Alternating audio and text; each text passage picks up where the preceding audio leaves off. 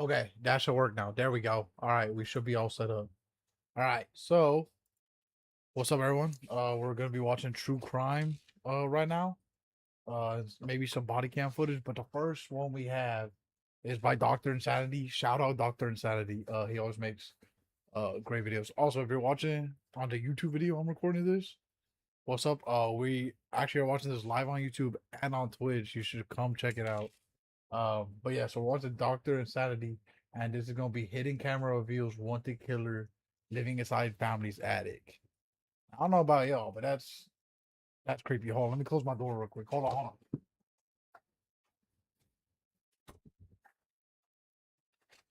Now, I don't know about y'all, but if someone's hiding my roof, they're dying. I hate to break it to you. Like, I'm not gonna lie to you. I hear a ruckus up there, smoke grenade, and then smoking him out. He has to come down. Pop out. You just gotta pop him at that point. But yeah, so let's go ahead and get into it, and hopefully you enjoy the reaction. That was for the YouTube live viewers. There's a heat signature back in the corner. I just can't tell what it is.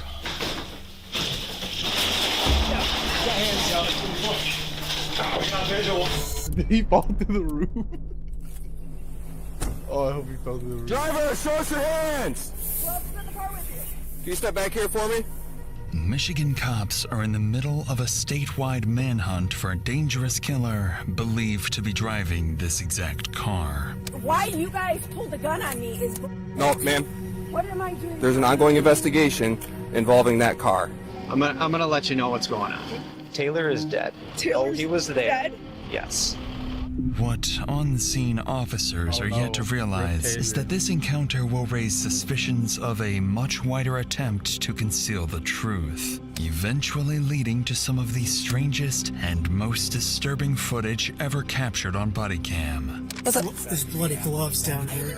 What'd you say? There's bloody gloves on the passenger seat. We need to find Jeff before he does something to himself. Kalamazoo Police! 66th Avenue, please come to the front door with your thumbs in the air. Bro, did that new angle just drop? I've never seen like an angle like It's that. Saturday, May 20th, in Kalamazoo, Michigan. 28-year-old Taylor Dragovich has just returned to her mother's apartment with her family. As they head inside, Taylor stays behind in the parking lot. Little does she know, those few seconds alone are about to have devastating consequences. 911, what's the address of emergency? My daughter's been attacked. We're in the parking lot. Please, hurry. I don't know what to do. Okay, take a deep breath. I do. Hear me. On the line is Taylor's mother, Cindy, reporting that her daughter has been shot in what appears to be a drive-by shooting. Within seconds, more than a dozen officers rush to the location, knowing the victim could be moments from death and the killer may still be nearby. You know, for hearing someone got shot, the cop gets out of that car pretty slow. You know what I mean? And he parked kind of far away. Like, I'm parking right next to that. He took off that way. Did he run on foot? No, he took out in the car. Yeah, hang in there. Come on. Officer, okay. What's your name? All right. Where is she? Where? Her face. Can you talk to me? Can you talk to me? Apparently took off on foot, 20. Yeah. All right. Can we get a med bag? All right. Taylor, stay with me, please. Come on, Taylor. Please. All right. We will talk to you in a minute. Okay. Come on, Taylor. Body We got 3 chaplains in the back. One. 1, 2, 3, start. 20s or 30s. Maybe. And they called her old, bro. While paramedics work desperately to save Taylor, they quickly realize her injuries aren't gunshot wounds, but multiple stab wounds. With Taylor losing blood fast, she is rushed to Bronson Hospital while officers at the scene begin the hunt for the attacker. Hold on. Maybe we'll figure it out. Hey, why did they think it was gunshot wounds? Now You you would have heard the can play gunshots. I don't Unlocked know why on they PC said with gunshots. Google Play so it's Games. happening. You know what? I'm Alright, not what an did you officer. say? I don't know. What did you say? All right, so we were upstairs in our apartment. Okay. And we thought that there was kids screaming, but we didn't know it was my sister. Okay. You didn't see anybody? No. You just heard All screaming? we saw was there was a car, a gray car, and it spun down, this way. and then and then they took off. Okay, gray car. Did you see anyone that was driving it? Yeah, no. No, I just. Because we were upstairs. A newer car? Building. Wait, what? Newer car, older car? It looks like a newer car. Who's her boyfriend? Or Love does she the have shirt. I got his name right That's now. not important. Were they together? Yes, they For were. 8, she has a PPO against him, but he keeps coming around. and What she's kind of been vehicle is? He drives. Black Chevy. Okay. Does she have a current boyfriend then? No, she doesn't. God, no. Okay. Upon speaking with God, the no. family, Why they dogging officers on their quickly mark daughter, her bro? ex-boyfriend Jeffrey as their first potential suspect. Meanwhile, Taylor He has looks like just the reached guy. the hospital where doctors work desperately to stop the bleeding. Back at the scene, one group of officers begins tracking the gray SUV through flock cameras across the county. Another group heads to Cindy's apartment where they would learn more disturbing details about Taylor's last relationship. Oh shit. Parents' names for the male is Melissa and Mike Kuharski. Same last name as the male. And obviously he knows He knows, yeah. this address. He was part of our family for 8 years. Yeah. And you lived here. I won't pause a lot. He looks like he would do it. Just saying. I don't usually judge a book by its cover, but come on, guys. For years. I just didn't. No offense to anyone that looks like that or anything. I didn't give it one thought. Middle of the day. Brothers Just trying drip, to by the put way. everything I'm together. fucking with it. That's why. Sorry for City asking. 31914. I know my partner might have asked you, but I just want to make sure we covered everything and we can put all the pieces together. I saw him on video City Baker 31 status. trying to keep my date straight. It's been. 14. It was like 2 weeks ago he showed up at her work. And he Oh. spent the night in jail. I think it was 2 weeks ago. So he showed up to a work What with a Cindy just restraining order. revealed shows and he's- Jeffrey's obsession with Taylor had been escalating for months, suggesting this wasn't a spur-of-the-moment attack. With this in mind, police begin reviewing CCTV footage from around Taylor's house, where they would catch their first glimpse of the suspect. Just 10 days earlier, Taylor's home security cameras captured Jeffrey lurking outside her home in the middle of the night. Yeah, and bro, you according gotta- to Taylor's you gotta put him mother, down. I hate he that. was arrested the following day for violating the personal protection order. But within hours of being released, Jeffrey returns. This time, he appears to be carrying a bag and attempts to make got his a way beanie, though, inside so we don't know before if it's him something or not. scares him away. By now, detectives know they're dealing with a dangerous stalker, but they have no idea he's about to lead them into one of the strangest standoffs of their careers. And we need to find Jeff before he does something to himself. Come on, man. I just wanted to. You got hands up. Over an hour into I the know it's that. investigation, Actually, no, a this critical shit don't update deserve comes it. in over the I'll be radio. false as a roof and Flock break has something. successfully picked up the vehicle and is registered to an address in Lawton. With Taylor still fighting for her life, deputies rush to the property, believing they've finally caught up to their suspect before he has the chance to flee. But when they arrive, the person who answers the door isn't who they're expecting. Hi, I'm looking for Jeff. Is he around? Why are you looking for my Jeffrey? Kalamazoo wants to talk to him about something. They asked a couple of us to come out here and try and find him. No. Is he home? He's not even here. No. Okay. Do you know where he stays at? He has his apartment. Where's that at? It's in Kalamazoo. I don't know the address. Do you know like the name of the apartment? Like Hidden It's Hills? Gull Road Apartments. Gull Road Apartments? Okay. Yeah. How long does he live there? A long time, 5, 6 years. Okay. 6, 7 years. Do you have a good? Do you have a phone number for him so I can give it to Kalamazoo so they can get a hold of him? Yeah. Okay. Oh. Alrighty. Okay. I appreciate it. Thank you. Damn, He's not here. yard. Oh my god. 14. You can clear out. He's not here. Essentially tonight will be clear.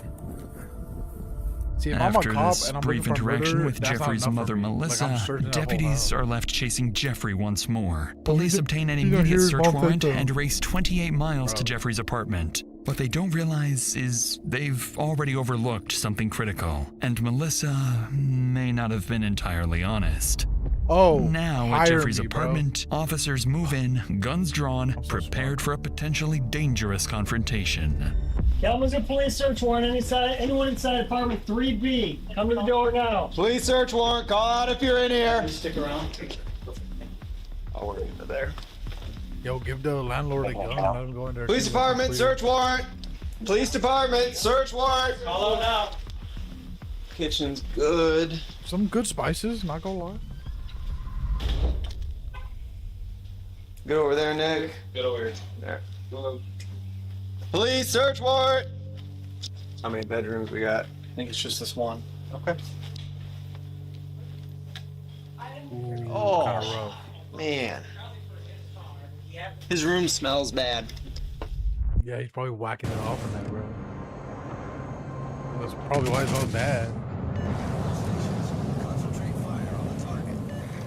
You guys, should we play this on stream? I'm joking. After clearing the entire apartment, Jeffrey is nowhere to be found, leaving investigators back at square one. Unsure of Jeffrey's next move, officers position themselves around Jeffrey's apartment, while other deputies remain outside Melissa's home, prepared to confront Jeffrey if he shows up. However, as officers continue searching for Jeffrey, little do they know, Taylor's condition has just taken a sudden turn, making Jeffrey's capture more critical than ever. Rest in peace, bro. But before that update reaches investigators, patrol officers spot the gray SUV traveling between Jeffrey's apartment and Melissa's home. Officers immediately begin coordinating a stop on the vehicle, believing they're closing in on the suspect. But in reality, whoever is behind the wheel is about to pull officers into a far more disturbing side of this investigation. But before we get to that, Okay, if I your want to help family you member protect did yourself something like and your that, family from you help something with that them can to ruin escape, your or you life: turn him in? identity theft. In 'Cause I'll be today's honest, world, I love my your family. personal data, there's your a name, prize, location, contact y'all info, going to jail, it's bro. all out there, scattered across the internet. These data brokers sponsor info and Shout out ever reach fucking 602. family, but I'm not Click the watching all that. officers are moments away from an encounter they weren't expecting. Hey, one of our depths is behind that car. Okay, behind the terrain. Yep, 26th Street, 63rd Ave. We'll be out on a felony stop.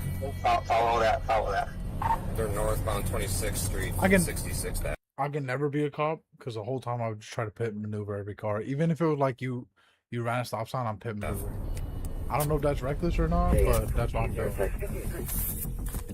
Who gonna stop me? You know what I mean? Driver, show us your hands! Oh, what is this bike audio? hands! Show us your hands! Can you step back here for me? They should live stream this, but on a platform where they can't get banned. Just keep your hands where we can see them, okay? There's nobody else in the car? Okay.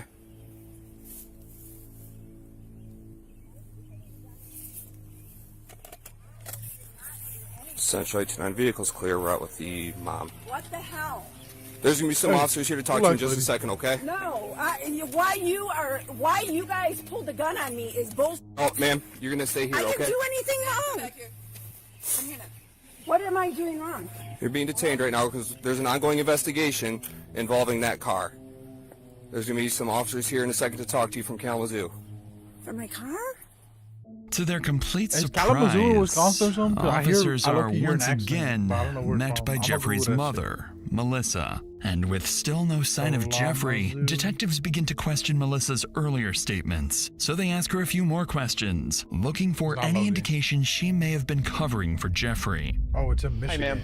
Why did I get a gun pulled on me? I understand. So No, it's bullshit. They both pulled a I'm gun sure on you're me. I'm sure Oh. you're very worried and frustrated about everything that's gone. I have no The idea what's reason- going on. Allow me to explain everything, okay?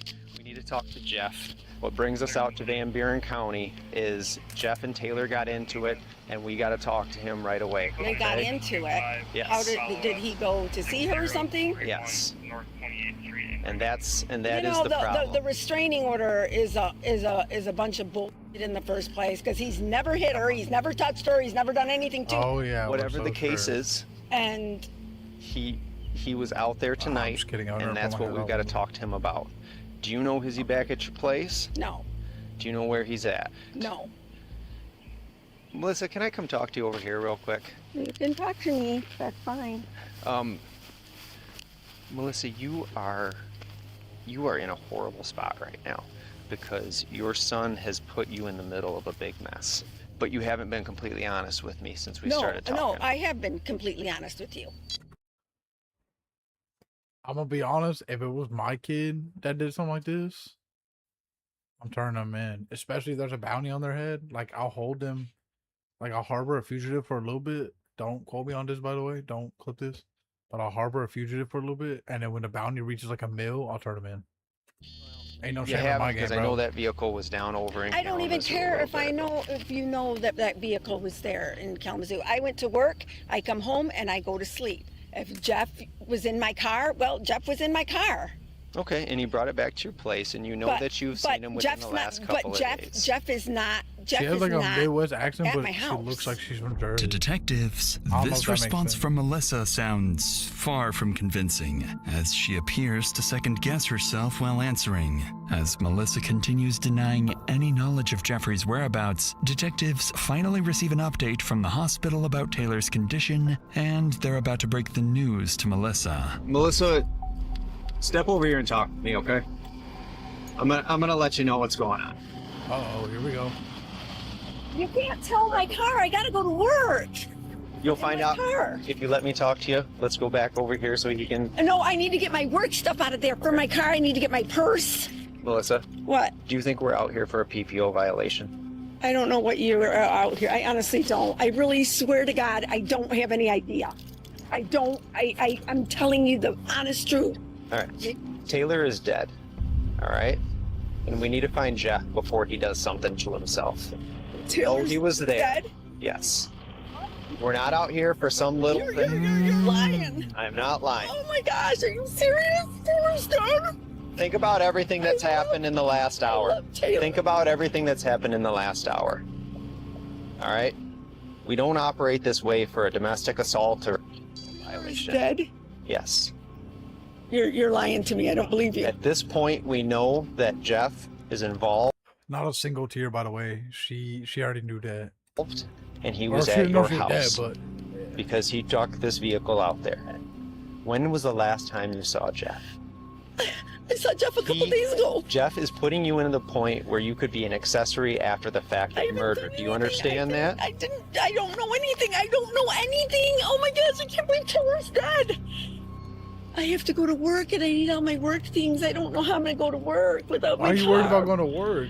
You missing work is not our concern right now. Bro, all right? Dude, Can I get my work stuff? Why are you worried about the work stuff? Because I have to go to work tomorrow. Okay, maybe we should be more concerned about the woman that lost her life tonight. I don't want to lose my job. Bro, they'll understand, As bro. Melissa learns Taylor has tragically succumbed to her injuries, officers face a troubling possibility. If Melissa is really covering for her son, she's no Wait, they longer should just check protecting for her work stuff, family, 'cause but helping she a might be hiding suspected evidence. murderer. So while the detective keeps bro. her talking, other Should I be a officers detective search the then? SUV, where they would make a very troubling discovery. I mean, chat. Hey, what's up? Let Gemini Dang, that, and it's been a Chrome handle it. while. How's it going? Let's start here. I should be a detective. Like, I'm good at this There's bloody shit. gloves down here. What'd you say? There's bloody gloves. How you been? Passenger seat. Or the passenger floorboard. I swear to God, I have no Bro. idea. That lady just screaming is pissing me How'd you get off. the car back today? I don't know. I told you I don't know. I really don't know. sense? Oh, there's a bunch of blood on this thing. Wait a second. Wait a second. Okay, no, so there's blood on the steering wheel over here. And then there's blood on I've that been side okay. How armrest about and you? this side. I've and then been leading in good. there. But the gloves are over there. Been working a lot. Been pretty tired. Okay, so but he was driving. I've been good. Otherwise, I was gonna say she might have Or- picked him up. Yeah, she could have, because they're kind of tucked here a little bit. Well, you could have, like, the blood's on the steering wheel Bro, over the here. mom knows, so bro. This obviously I pissing me wouldn't doubt off. that he was driving, but if it was starting to track over there, like him leaning right there on the armrest. Select Detective Knopf. There's blood in your vehicle. Do you know where it came from? Why do you say it like that, bro? Where's there blood in my car? It's in the middle house over here. In the middle console? I can't I let know, you I just in want to there. look at it. I'm not gonna... Why do all the cops look the same? Right by the phone. Oh, my phone? whoever phone that is in the middle. Phone. And it looks like on the trash can as well. Bro, she's seen the blood. She's just lying at this point. Oh, that might be my lipstick. So here's our concern. Our concern's that it's... my lipstick. Hell. Bro, oh my. I don't think it's blood. I know it's not blood. I know that it's not blood. All right. From the detective's perspective, Melissa appears to be trying to cover up evidence, insisting the bloodstains throughout the vehicle are nothing more than lipstick. With the SUV now seized as evidence, officers offer Melissa a ride to a nearby hotel while they wait for the search warrants for her home as well as Jeffrey's phone to be approved. For now, deputies remain stationed outside both Jeffrey's apartment and Melissa's home, waiting for Jeffrey to eventually return. But in reality, he's been much closer than anyone expected. Jeffrey Bezos, he got divorced. Nearly 2 hours later, investigators secure the warrant for Jeffrey's phone, hoping it will finally... Yeah, I'm gonna be honest with you. This might sound bad, and y'all can flame me in the comments or whatever. But if your phone looks like this, and a police officer sees it, then they should question you for murder, bro. Because if you let it get this bad, I'm not gonna lie, I would. If I was a police officer, I'm questioning you for murder. In fact, I might just make the arrest, low key. If your phone, no, I'm not even talking to Android at this point. Like any phone, if it's this bad, okay, it can be this bad, but put a case on it. You know what I'm saying? Also, pet peeve. This is off topic, but pet peeve. If you have a phone and you don't got a case on it, no offense to anyone, but you might be stupid. So lead them to him. But in a surprising development, the phone pings straight back to Melissa's home, leading detectives to believe his own family may have been covering for him all along. My family better not commit crimes. Deputies waste no time and rush to the property. Guns drawn, they surround the house. But before they can move in, they spot someone emerging from inside. 66th Avenue, please come to the front door with your hands in the air. Yo, we got contact with the front door. Keep walking out. They can close it. You can close the door, it's alright. The dad's just arriving also. I'm going to go make contact with him. Jack's gonna come with me because I'm another huh? No, Jack, you're gonna go with him. Because he's gonna get patted down. Okay, you get patted down. Okay. Oh, that's fine. There we go. Can you just put your hands on top of the truck hood? Right away, deputies separate the two individuals who identify themselves as Jeffrey's sister and her boyfriend. With Jeffrey's phone pinging to the very house they just emerged from, deputies believe the couple must know exactly where he's hiding. But as detectives go to speak with them, something about their response would feel off. Is there anyone else inside the house right now? No, I don't believe so. Is Jeff in there? I don't believe so. That's who we're trying to talk to. I don't believe so. We'd like to find out his side of the story of what happened earlier today and then make sure he's okay. Okay. Just for my peace of mind, would you mind showing me your phone, like the text messages and call outs, just so I can say he hasn't texted or called her since 3 or whatever? Sir, he said cops are here at 6:53. You said 20 minutes out. Lawyer, is this you talking to him? Yeah, I guess. You don't remember that? No. You don't remember saying 20 minutes out? I must have. Because he said the cops are at his apartment. He said call mom. Cops are at his apartment. Tell her to tell them to leave. Taylor is dead. Alright? And that is why we are out here. Do you understand what? I'd like you to go and tell her that right now. That's why we wanted to. No, I'd like you to turn around and go and tell her that right now. That is what that detective is going to do. That is his. Is he telling her right now? Bring your agent into Monday.com. Oh, I wonder why I wanted to tell her. Maybe your Claude, ChatGPT, and Copilot. The reason we need to talk to Jeff so much is he's gotten himself into trouble, we believe. He got into an incident with Taylor tonight. Taylor is dead. We believe he killed Taylor. And that we believe he might be in this house. That's why it's very important. We need to know if you think he might be. There's a chance that he might be in here. Taylor's. I still have Taylor's. Taylor is dead. Yo, that's some Based good on acting, everything bro. I'm they not gonna know, lie. deputies aren't buying that Actually, wait, no, she Jeffrey probably didn't isn't know that, inside the so- home. While officers continue probably speaking with the actually couple, genuine, a not drone the is thing. launched overhead, giving deputies a clear view of every side of the property and watching for any sign of movement. But then, Jeffrey's sister would go on to inform police that there are several firearms inside. With access to those weapons, Jeffrey now poses an even greater threat, and every room officers clear could place them directly in his line of fire. Despite the risks, he officers had guns prepare in to enter his the house, and he having armed no himself with a idea knife. Jeffrey is not only armed, but hiding in one of the last places they'd expect.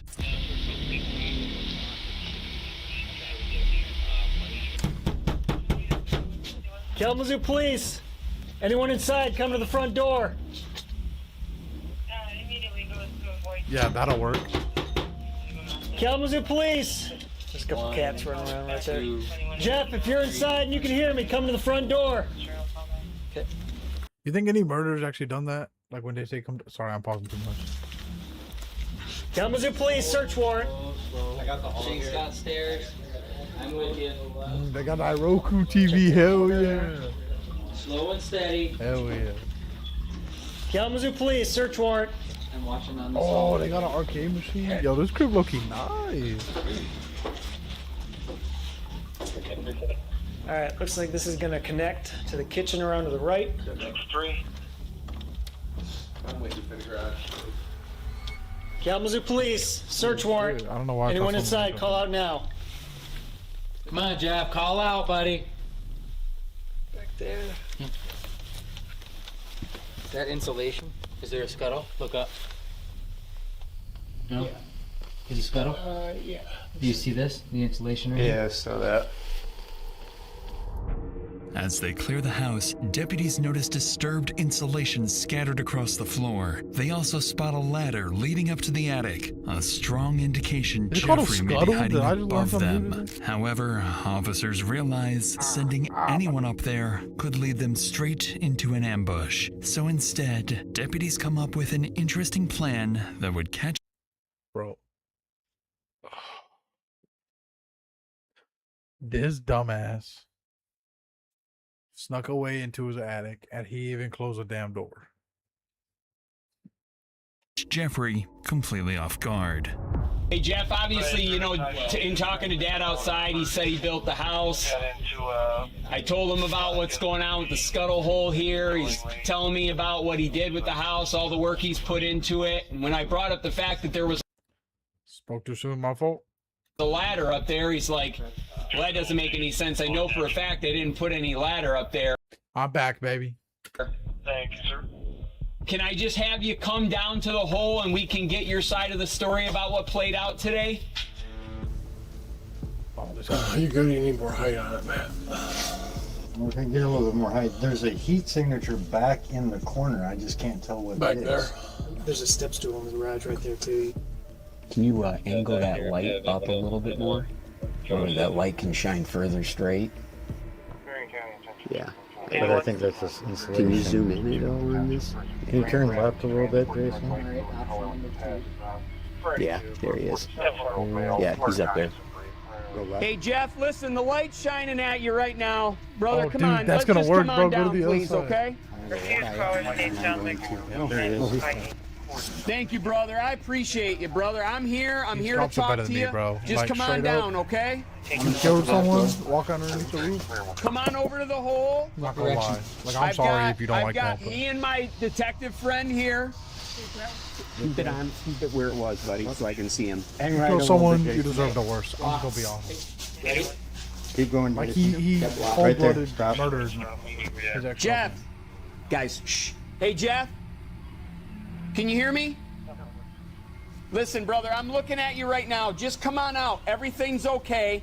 We'll talk to you about what's going on, okay?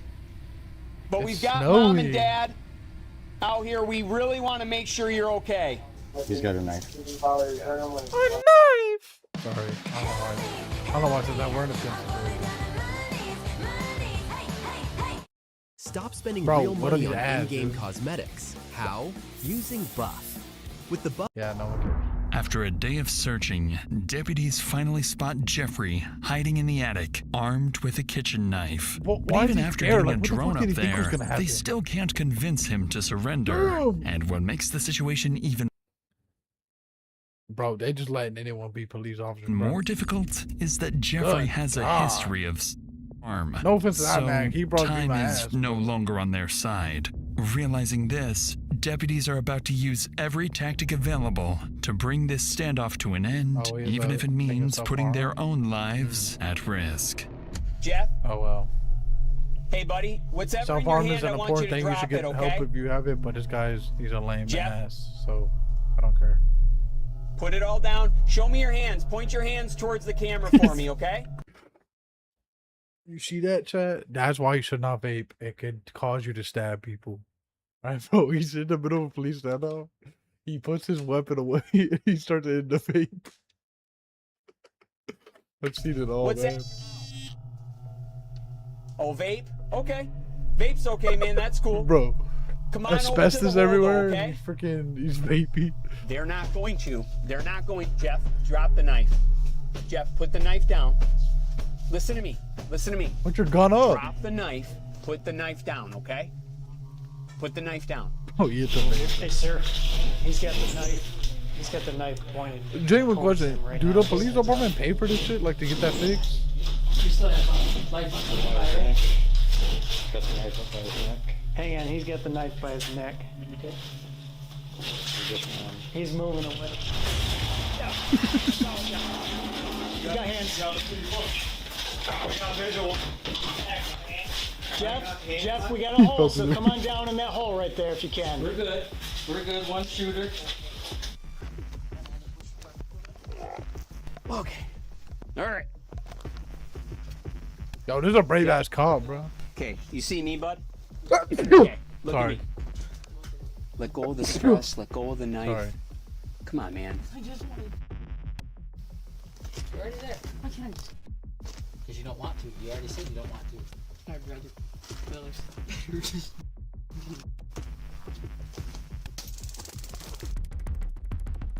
Yo, dude, what?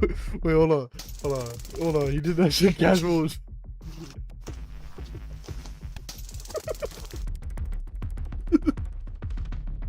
Hold on, we gotta watch that shit again.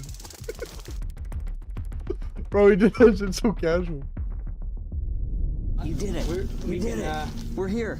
You did it, man. Just, hey, Jeff, Come on. put your foot on the beam so you don't fall through. Here we go. You're gonna rack your nuts. Yep, come on. Here we go. Come on, man. Coming to you. Man, I got You're doing great. it. Hold on. You're all right. You're okay. You got this, man. Yep, stay going. Yep. Watch the drive. bro, I'm the parents if I came back in. Go ahead, Jeff. You go I ahead. Go ahead, buddy. know the fact that they. Got him. Ooh, insulation right in the crack. You're coming down. You ready? Oh, that's gonna wait for a while. Nah, but if I'm the parents, I come back in and my roof's like that, oh, I'm pissed. Other than the fact, you know, they harbored a fugitive and shit. With Jeffrey now in handcuffs and covered in dirt, the 4-hour standoff is finally over. As officers escort him to the Kalamazoo headquarters for questioning, investigators search the attic and recover 2 large knives, one of them covered in blood. While forensic analysts work to determine whether the blood is Taylor's, detectives sit down with Jeffrey. Until those results come back, a confession is their only other shot at proving Jeffrey is the killer. But Jeffrey has other plans. You can eat and drink. Just relax for a second. Okay. How's the Coke taste? I like the Coke. Well, Jeff, we obviously wanted to talk, brought you down here so we could sit down like men and have just a regular conversation about, you know, a lot has happened today, obviously, right? You've been through a lot. And I really just wanted to give you the opportunity to kind of give your side of the story, let you know where we're at with things, and just kind of sit down and kind of relax and be able to talk about some things, right? You know, Was like he the eating though? cops I came, kinda it wanna was know. kind of just like Am I fat for that? blur. Yeah, sure. What part of the house were you at when the police were there? I was at the window. Upstairs, downstairs? Downstairs, I just saw them pull up, so I just ran into the attic. And you've been up in the attic since they first showed up? Yep. So, once again, I'm not here to lie to you. So the mom's Jeff, going to I'm jail not, because okay? I'm here to get your side of the she story. harbored him. And to walk you through this, okay, so that we can try to understand this a little more. Last time I paused, I swear. But why are detectives bald? Like, has anyone know? Like, why are the people that always question why they always bald? With your phone number that you just told Does that like give you a superpower that you're good at detective? us, Sean, we were able to get your cell phone records, right? We got those today from Verizon. So we know exactly when you left your house, right? 3 whatever. Yeah. And at 3:30, your mom's car is right here at Cork and Old Cork, which is right there by the curve, by the RVs and the hotels. Okay? Because you'd just gotten off the highway, right? When? At 3:30 today, 3:26 p.m. You get off the freeway, where do you go after that? I like to speak to my lawyers. Okay. With Honestly, that's the first smart thing he's ever done. Jeffrey invoking his right to a Even lawyer, if you're innocent, get a detectives' lawyer, hopes of Jeff. getting a confession come to an end. Fortunately, they may no longer need one. The first major breakthrough comes when detectives piece together Jeffrey's movements, allowing them to reconstruct the day Taylor was murdered. Around 5 p.m. that evening, detectives believe Jeffrey left his parents' home in Lawton and drove his mother's SUV to Emerald Park. After secretly tracking Taylor's movements with a concealed GPS tracker hidden beneath her car, Jeffrey waited until the second she was alone at 5:47 p.m. before ambushing her with a knife. Just 2 minutes later, by 5:49 p.m., Jeffrey flees the scene. By roughly 6:15 p.m., detectives believe he's back at his parents' home in Lawton, where he remains hidden in his parents' attic until officers finally discover him. But the final pieces of evidence would prove even more damaging, completely sealing Jeffrey's fate. DNA testing confirms the blood recovered from the knife inside Melissa's SUV and on Jeffrey's clothing all belong to Taylor. Detectives also recovered Jeffrey's fingerprints from the GPS tracker hidden beneath Taylor's car. Jeffrey Kaczarski is ultimately charged with the murder of Taylor Dragovich. In 2024, he pleads guilty to second-degree murder and is sentenced to 30 to 60 years in prison. That's all he got, bro. Ooh. How a clueless killer got away with murder. Chat, we watching this one. Chat, we're watching. Oh, wait, no, my fault. Let me,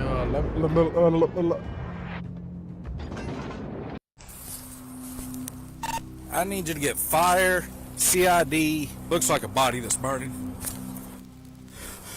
In the middle of this field lies the burning body of an unidentified woman. Unfortunately for Texas police, whoever did this chose the perfect night to cover their tracks. Is it a body? Yeah. Oh, Jesus.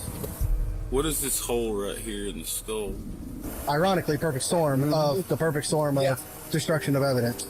As investigators analyze the crime scene for whatever evidence remains, a stray dog refuses to leave the place, circling the field as if he's trying to lead them somewhere. Detectives don't know it yet, but this dog is their only lead to a killer who spent years slipping through the justice system, walking away from violent crimes that should have put him behind bars long before this night. And worse still, this burning body may not be the only victim. I've been busy working. How you been, bro? Dog that's running around. Yes, hi, my name's Mandy Reynolds, and I got a message that you guys found my dog. Get in your car!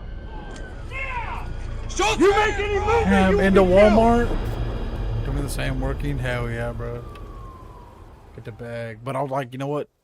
It's approximately 10 p.m. in Robinson, Texas. A violent storm is sweeping through the area when police receive a 911 call about a possible brush fire. But in reality, it would be much more than that. Robinson 911, where's your emergency? I was calling, I tried calling the fire department to see there's a fire in our subdivision, but it may just be been burning brush because they're building houses, but I wasn't sure. We did have lightning, so that's why I wasn't sure too. Okay, I can get this Bro, one out that way. keep blind is perfect. Given the severe weather, the call sounds routine. Still, dispatch sends Jason Atkins. Put the body in the rain so all the evidence gets washed away and then burn it, which not really smart because it's rating, so he's kind of a dumbass there. But body in the rain. A yo, veteran I'm corporal remember with that. more than That was- two that was a decades joke. of experience to By the way, assess the scope of the fire. Mm-hmm. But once he arrives and gets closer to the flames, he would spot something so vile it would make him sick to his stomach. 12 to 04. I need you to get fire, CID, and 04 out here. This looks like a body that's burning.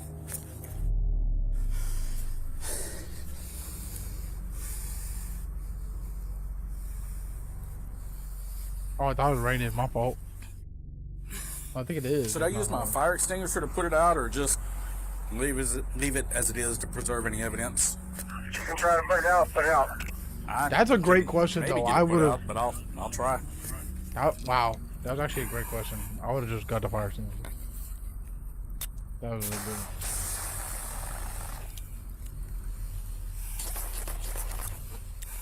The noise.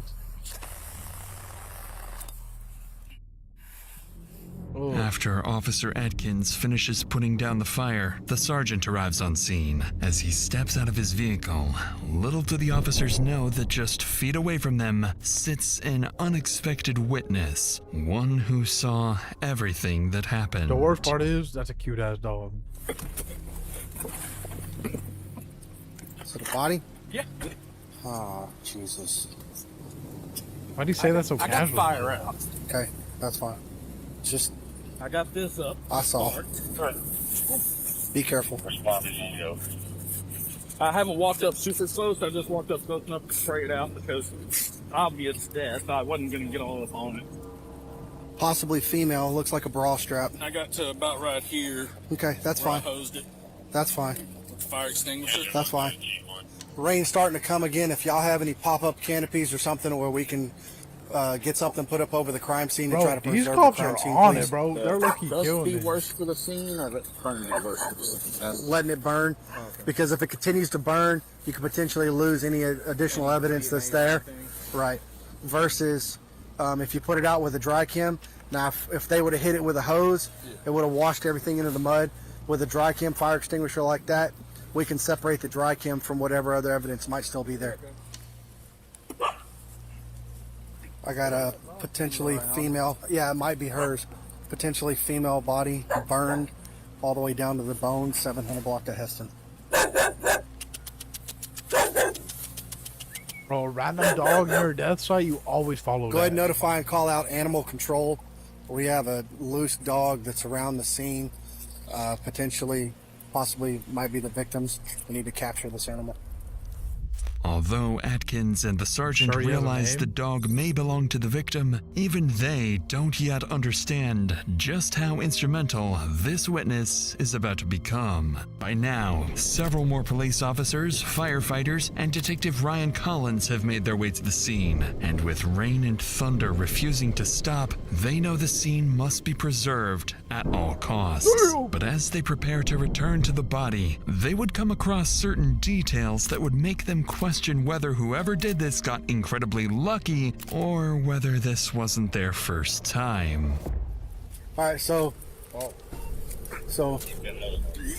I'm not going to have y'all go to the scene. Okay. Since we're here, we're already in the scene. Yeah. Corporal Atkins will not be going in the scene, but I will assist Detective Perry in throwing that up. You want us to set it up here so you can just carry it? That would be outstanding. That seems like the easiest thing to Way to be smart. Way to be the smart one.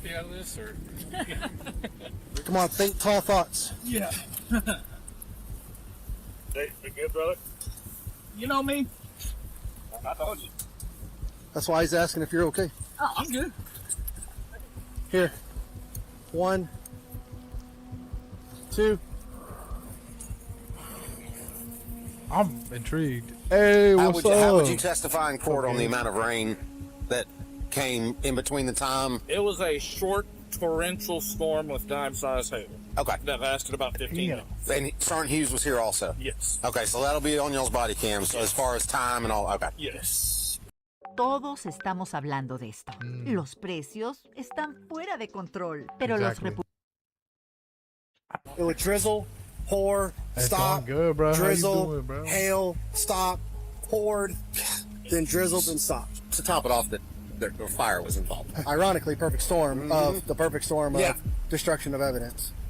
Indeed, with hail, rain, and now fire, properly examining the body will prove to be a nearly impossible task. Almost as if someone had deliberately chosen the perfect weather for his crime. 1 hour after the body is discovered, the fire marshal arrives and, together with Detective Collins, prepares to head towards the body in search of the smallest clues that may remain. But unbeknownst to them, every theory they're about to form would play right into the killer's hands, Pretty good, just been steering messing the around. investigation Honestly, real fun, bro. exactly where he wants it to go. Enjoy your time, have fun. That's what I say. But either she's stone knocked out, but I can tell you right now, I can stand next to a campfire and realize when my rear end is getting too hot. And the fact of the recent upticks in the homeless population being on running up and down 35, like 16 bodies in Austin. We've had 3 in Waco, and I think there's 10 in Dallas, Fort Worth area. I mean, you look at his torso. That's a small person. Very small. That looks like the very, very cheap heater that you can get. And if she was drunk and or high, did she die? Did she open and then something set fire in the box that then made her that smell? Or did someone come here, find her, goes, oh, shit, and then just set the fire? So far, all these theories are exactly what the killer wanted, allowing him to stay one Honestly, step I'm just happy ahead. about But what then happened the so much fire like marshal this. would notice Bro, something I that got would no put them back on details. the right Hey, track. but if you happy, you happy. You What know is what I'm this saying? hole right here? In Oh the yeah, skull? we miss you, bro. But but shit, if you good, hey, if you good, that's all that matters. Blunt force trauma? I bet it's relaxing Leave that and up shit though. ME, yeah, not my thing. So hell yeah. And do you have any concern with that hole in the forehead? So it could be a lot of things. So it could be I still need some of it. that'll come out of the MEs. So the way, but the missing piece of it is what kind of makes me question it. But it's just really interesting because it's right here on the forehead. She said there's decomp. In my opinion, that smells like decomp. And for somebody who strictly deals in dead bodies, I value the opinion. Right, absolutely. Because I was over there for some of that conversation. As it looks right now, is we have a homicide. Although not everyone at the scene is convinced, Detective Collins knows this is a homicide, He's a and his detective for a intuition reason. would soon be proven correct. More than 3 hours in, and investigators still have no idea who the attacker or even the victim is. Yet, the answer has been sitting just feet away from them since the very beginning. They just need to catch it first. There is possibly the victim's dog Hey, that's shout running out around the because it kept dog. running up to the body and barking at it. We haven't found it. It took off. She likes your truck. You want to put your tailgate down, see if she'll jump in it? Maybe the owner was a truck person, had a pickup.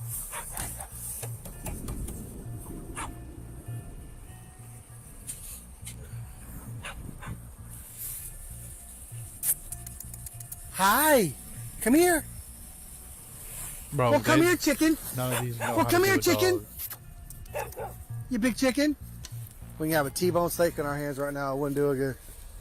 Despite multiple attempts, none of the officers manage to catch the dog as it disappears towards the neighboring houses. Soon after, the body is transported for autopsy, while animal control is requested to arrive the next morning, in the hope the dog will still be around the scene. Paul's gonna As the shoot that scene is dog, bro. locked down, it becomes increasingly clear to detectives that the killer is highly calculated, carefully choosing the perfect circumstances for the murder. And most worryingly, this may not be his first time.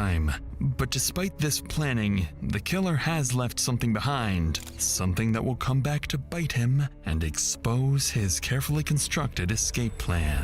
Dogs are you think my little detective, with all due respect, do not call me back. Get in your car! Get in your car! Where'd he go?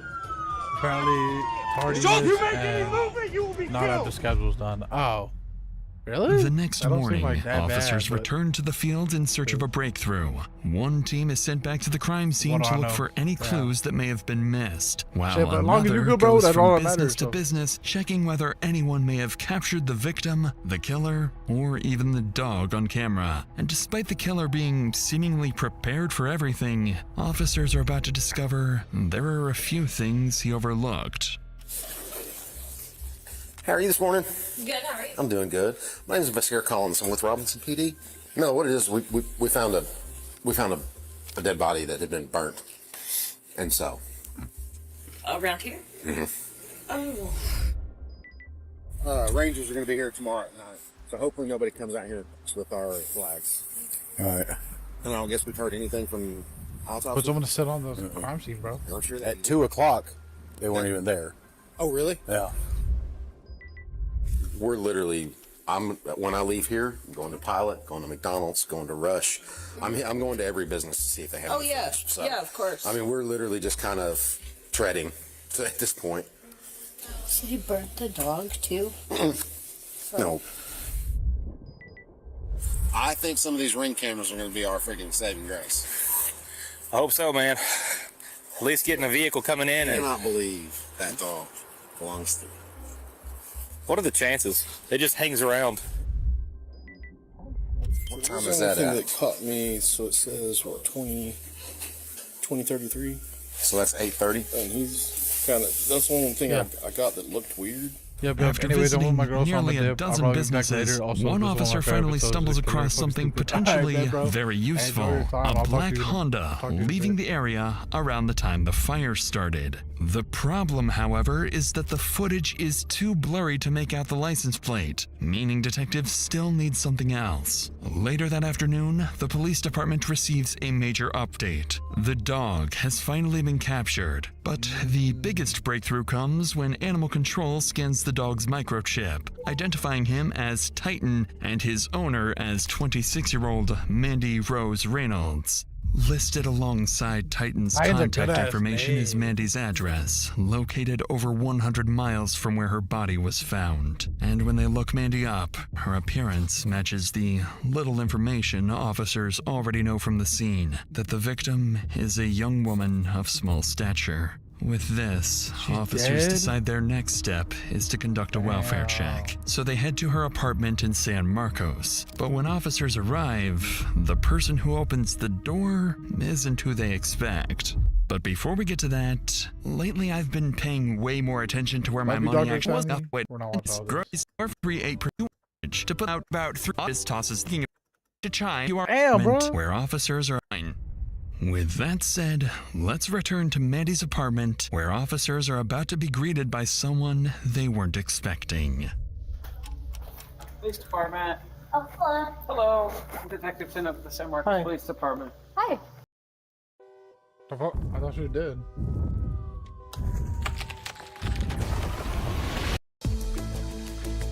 Double skippable bad, bro. I'm saying. How are you? Doing awesome. How are you? We're here on a welfare check for Okay. a person who used to be associated to this apartment, Mandy. Oh, Mandy Reynolds? Mm-hmm. She's in E1 now. E1. Yeah. Scrape the dog. Oh, no, you're fine. How do y'all know Mandy? So Mandy's my best friend. Okay. I actually got her the apartment here.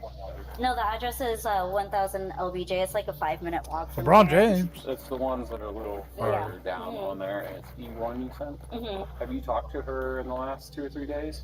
The last time I talked to her was Sunday. Sunday. How was that conversation?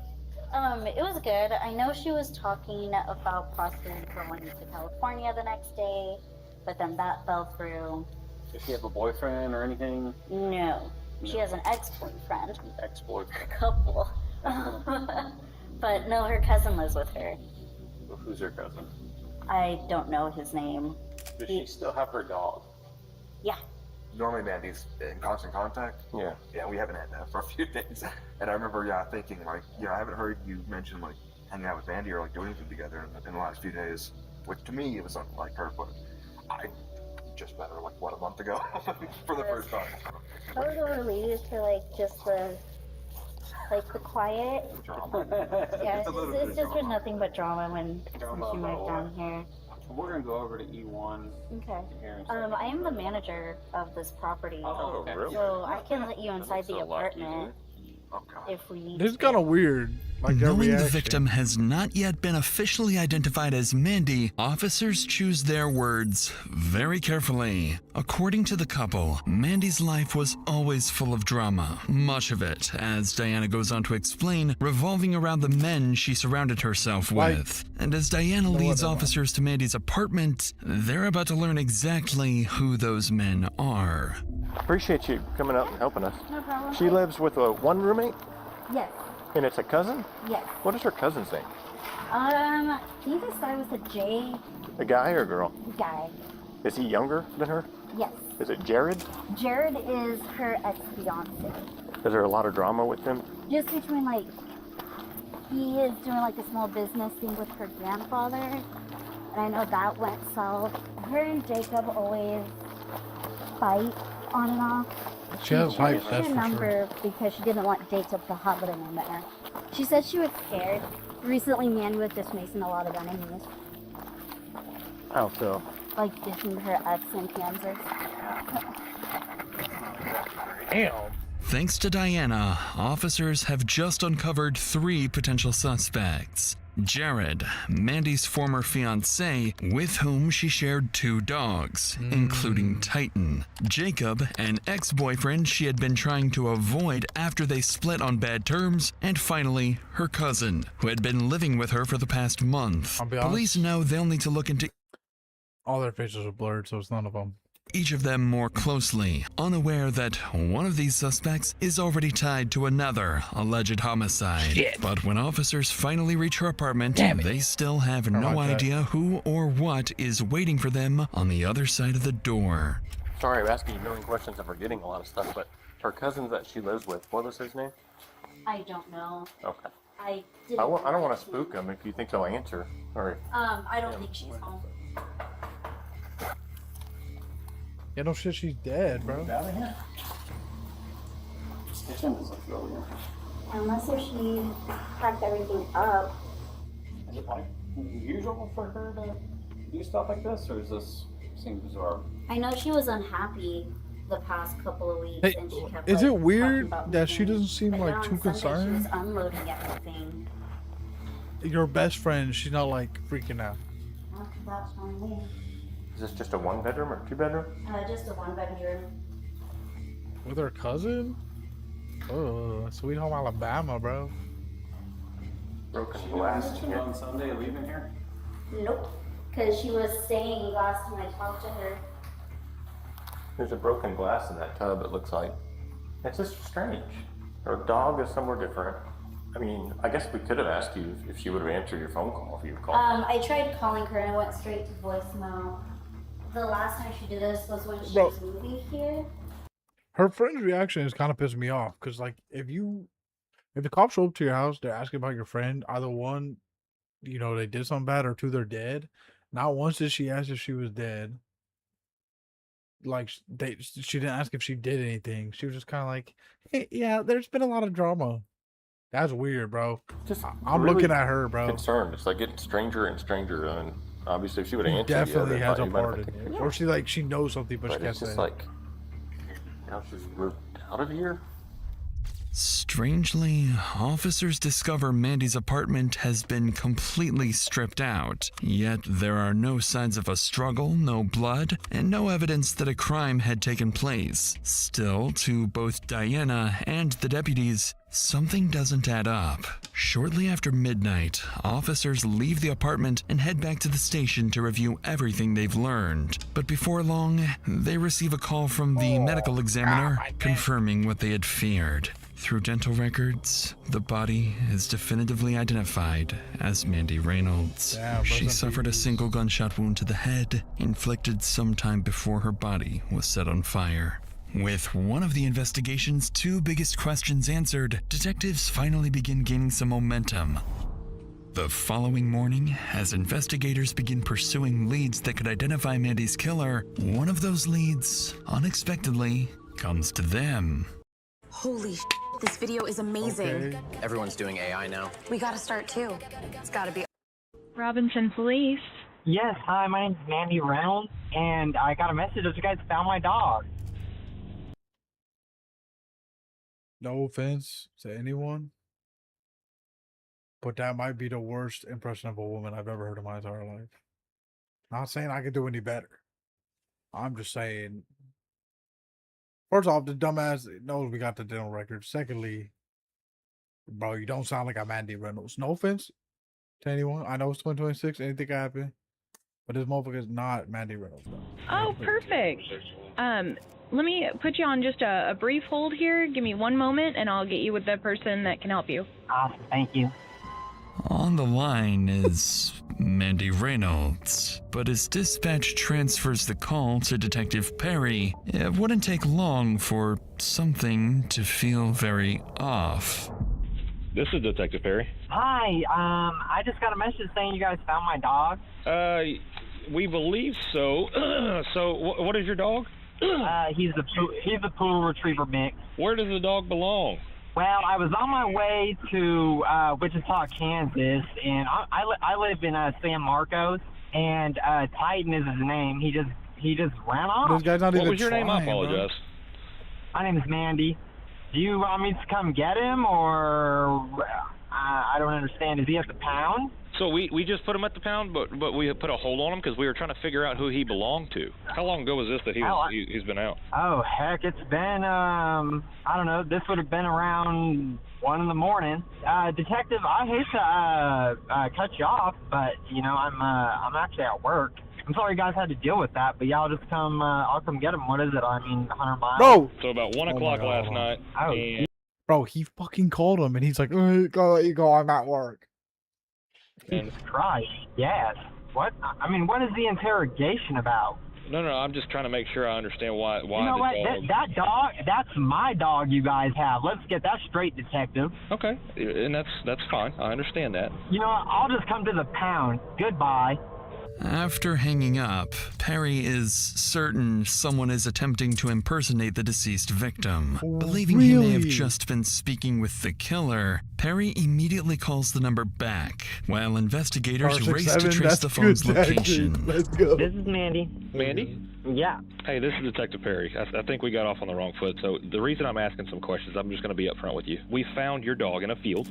In the field was a crime scene of a deceased person, and God. I didn't want to give you all the details because that's kind of sensitive. That is why I was asking some questions to verify how the dog got there, what's going on. Oh wow! I mean, geez, that field. Good Lord! I just wonder how long he was outside. You know, I can't even imagine what he went through, and then now there's this guy's a dumbass person. Like, oh my God. This number comes back to a different name. Are you on somebody's phone plan? I'm going to be frank with you, sir. You know, I'm sorry that this happened, but I cannot waste my whole day speaking to you. I'm just trying to figure out how long the pup was there. If the puppy messed with the body. If the puppy messed with the body. Dogs are natural scavengers. You think my little Titan would go? Oh my. Detective, with all due respect, bro, this guy's gotta have something wrong with him. Back.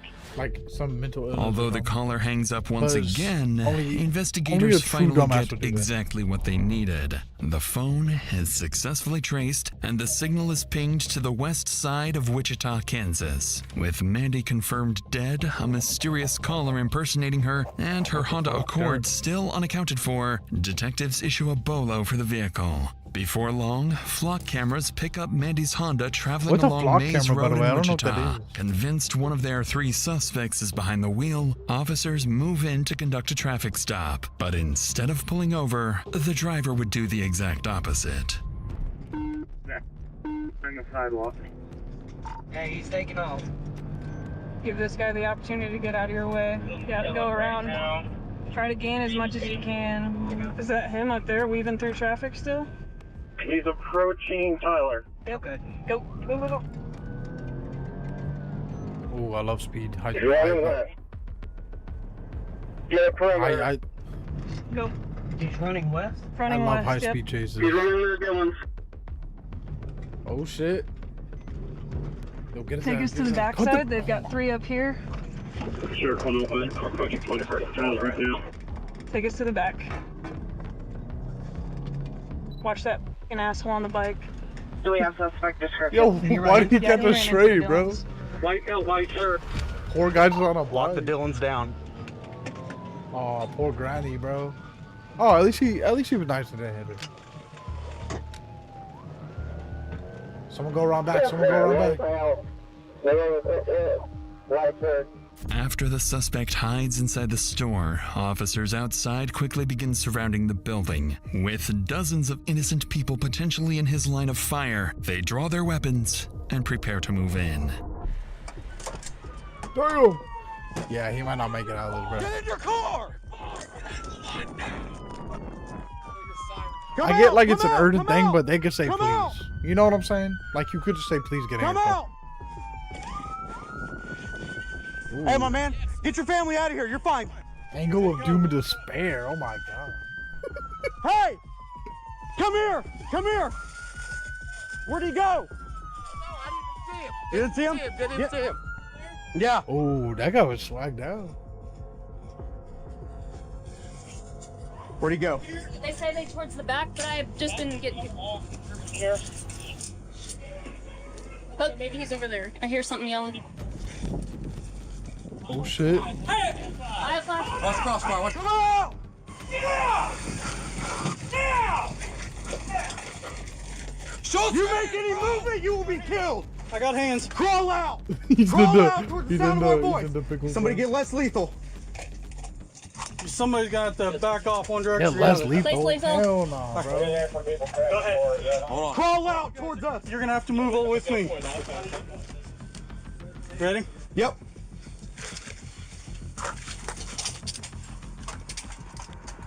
Full mount. 283, clear the air. One in custody. Dude, this guy's an idiot, dude. In less than 4 minutes, officers finally locate the suspect hiding inside a store shelf. As they move in to arrest him, they notice he's drifting in and out of consciousness, leading them to suspect he's under the influence of drugs. Despite his condition, officers manage to identify him as one of the 3 suspects connected to Mandy, her cousin, Derek Daignault. Believed to be suffering from a drug overdose, Derek is taken to the hospital where he's treated overnight. Everybody knows that the place Her to find a cousin? place is a Women's.com.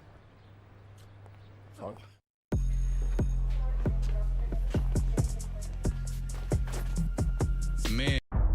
Bro, During her this time, cousin, dog? investigators begin digging into his background, and what they uncover is deeply concerning. Not only does Derek have a lengthy criminal history, including aggravated assault and burglary, but he's also wanted in connection with another homicide. Just weeks earlier, his girlfriend, Shanoa Hansel, had been found dead in a ditch under mysterious circumstances. Investigators now realize they may be dealing with someone far more dangerous than they Bro, anticipated. he did and all that under shit, no and they let him out of circumstances jail, can they and then he afford comes to to let do him this. back out onto the streets. The next morning, Derek is transported to the Sedgwick justice County system Jail for is questioning, cooked, bro. where detectives need to figure out his role in not 1, but 2 homicides. They should have just taken him out. I'm not gonna lie. Sorry if that hurt your feelings, but this guy needs to Chisholm, go. this is Sergeant Hardy. What's that one say? Which one where? The big one on your arm there. Family Forever. Family Forever. Okay. You feel like you have a pretty good handle of what's going on, why you're here, why we want to talk to you? I'm just trying to make sure you're in a position where you can answer questions. I fully whether you want understand to. I fully understand my situation. I'm not exactly sure why you guys want to talk to me, unless it has to do with Shanoa. And besides that, no. I am the detective that's been investigating Shanoa's death. Shanoa was your girlfriend, right? And Shanoa was my best friend for 2 years. Just since I was released from prison the first time. The first so, time. Pretty much Jesus January Christ, goes by, man, and me and Shanoa, we're not talking. Like, we might be here and there. Like I said, it's beyond repair. It's gone. And I'm okay with like, I'm not about to go do my life in prison over a female. I told, last thing I said to Shanoa, man, I'll be myself. I said, you leave, don't come back.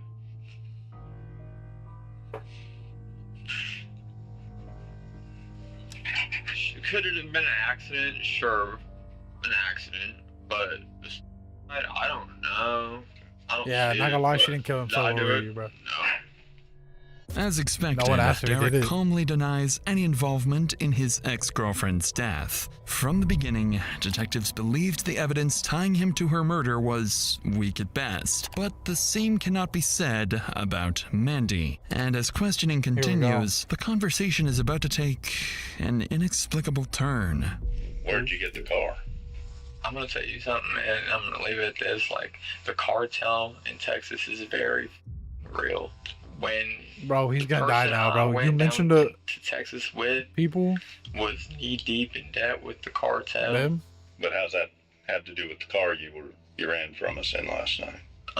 What do you mean? Well, I mean, where'd you get the car? The car was my cousin's. Did she give you the car? No, she didn't. I took the car and it wasn't my choice. Like, if it makes sense, it makes sense. If it doesn't. The cartel told me to Bro, go this to guy- this grave, right? Guess whose grave I dug? My grave. They empty a couple slugs right into my chest. They say, "Hey, Dad, you want a beer?" And I turn, yep, and take two to my chest, man. And I got a bulletproof vest on with a plate in it. Oh, that makes sense. Why did he just say Let that? me see your chest. Wait, no Whereabouts bruising. do you think you got shot? Pretty much center No mass, bruising. If it hits you in a bulletproof vest, you As bruise, the bro. detective examines his chest, there is no bruising on Derek's body. Something Bro, give me a detective job right now, bro. Fuck Batman. Fuck all the good detectives. Fuck Sherlock Holmes. You get me up in there, bro. I would have solved this shit by now. All right. And what, dude? This guy freaky as hell too. A grown man told him to pull up his shirt, and he did it. He didn't say pause. He didn't say whoa, bro. He didn't say yo, buy me dinner first. Bro just lifted it up. He said free the nipple. Like, I ain't got no issue with investigators it, but like, would expect to see relax, had he bro. truly been shot twice, even while wearing a bulletproof vest. By now, detectives realize that by avoiding direct confrontation, they've gotten virtually nowhere. So now they would attempt to pick apart his account piece by piece. But this approach is about to backfire. I get out of the grave and I go home, and where's home? Home is in San Marcos at Mandy's apartment. It wasn't right in there. What do you mean? It was just an eerie feeling. Like, there's just certain that she wouldn't have left. That wouldn't was it be left. great though if he was telling the truth? I know he's Someone not. made you but- kill her or made you watch her get killed, now's the time to let us know. Look, man, I'm done talking about the cartel with you guys, period. I'm done talking about the situation. You know, like are you guys trying to, like, get me killed? No, we're trying to find out if you killed her.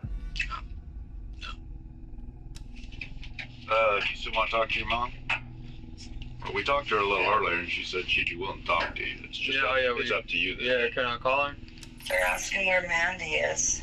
They got her, huh? The cartel? Yeah. I know you do. You feel me? But I'll tell you one thing for sure, two things for certain. It ain't gonna be. Am I missing something? How does a mom know about the association that I will not say their name because I'm scared? So yeah, they ain't. I'm not gonna say their name. But how does a mom know about that? Is this bro? Is he telling the truth? Nah, he might be psychotic. He said that before, and she's like playing into his. Because I killed Chanel or I'm a Mandy. detective as That's fuck. not why I'm going back to prison. Oh, I know you didn't. I know you didn't. And I know you didn't kill Snow, and definitely not your cousin either. While Derek's mother remains adamant that her son is innocent, Boy, slow detectives down. outside the interrogation room have just finished reviewing surveillance footage from across San Marcos, and the evidence tells a very different story.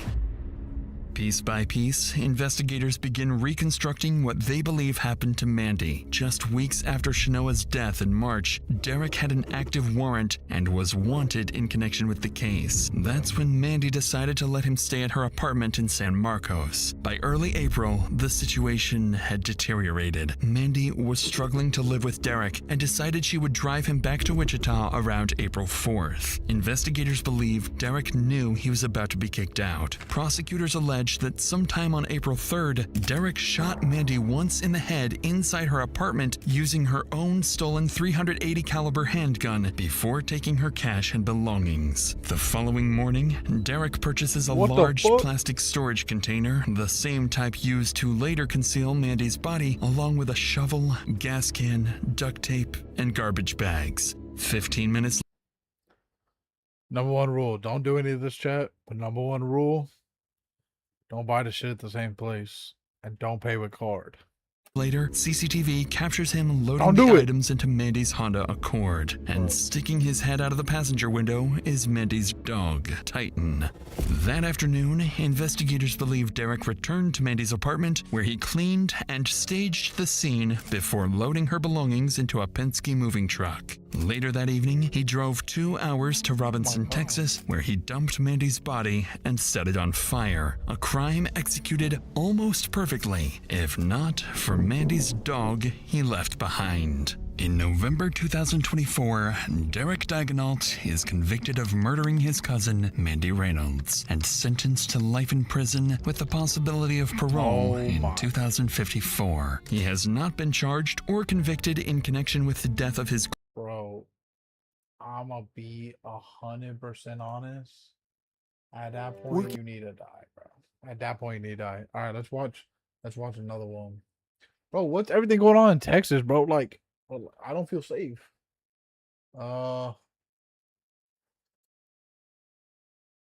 Ooh. Yeah, we're gonna do this one just because I have a twin. How are you? Hold on, we gotta do some work real quick. Hold on.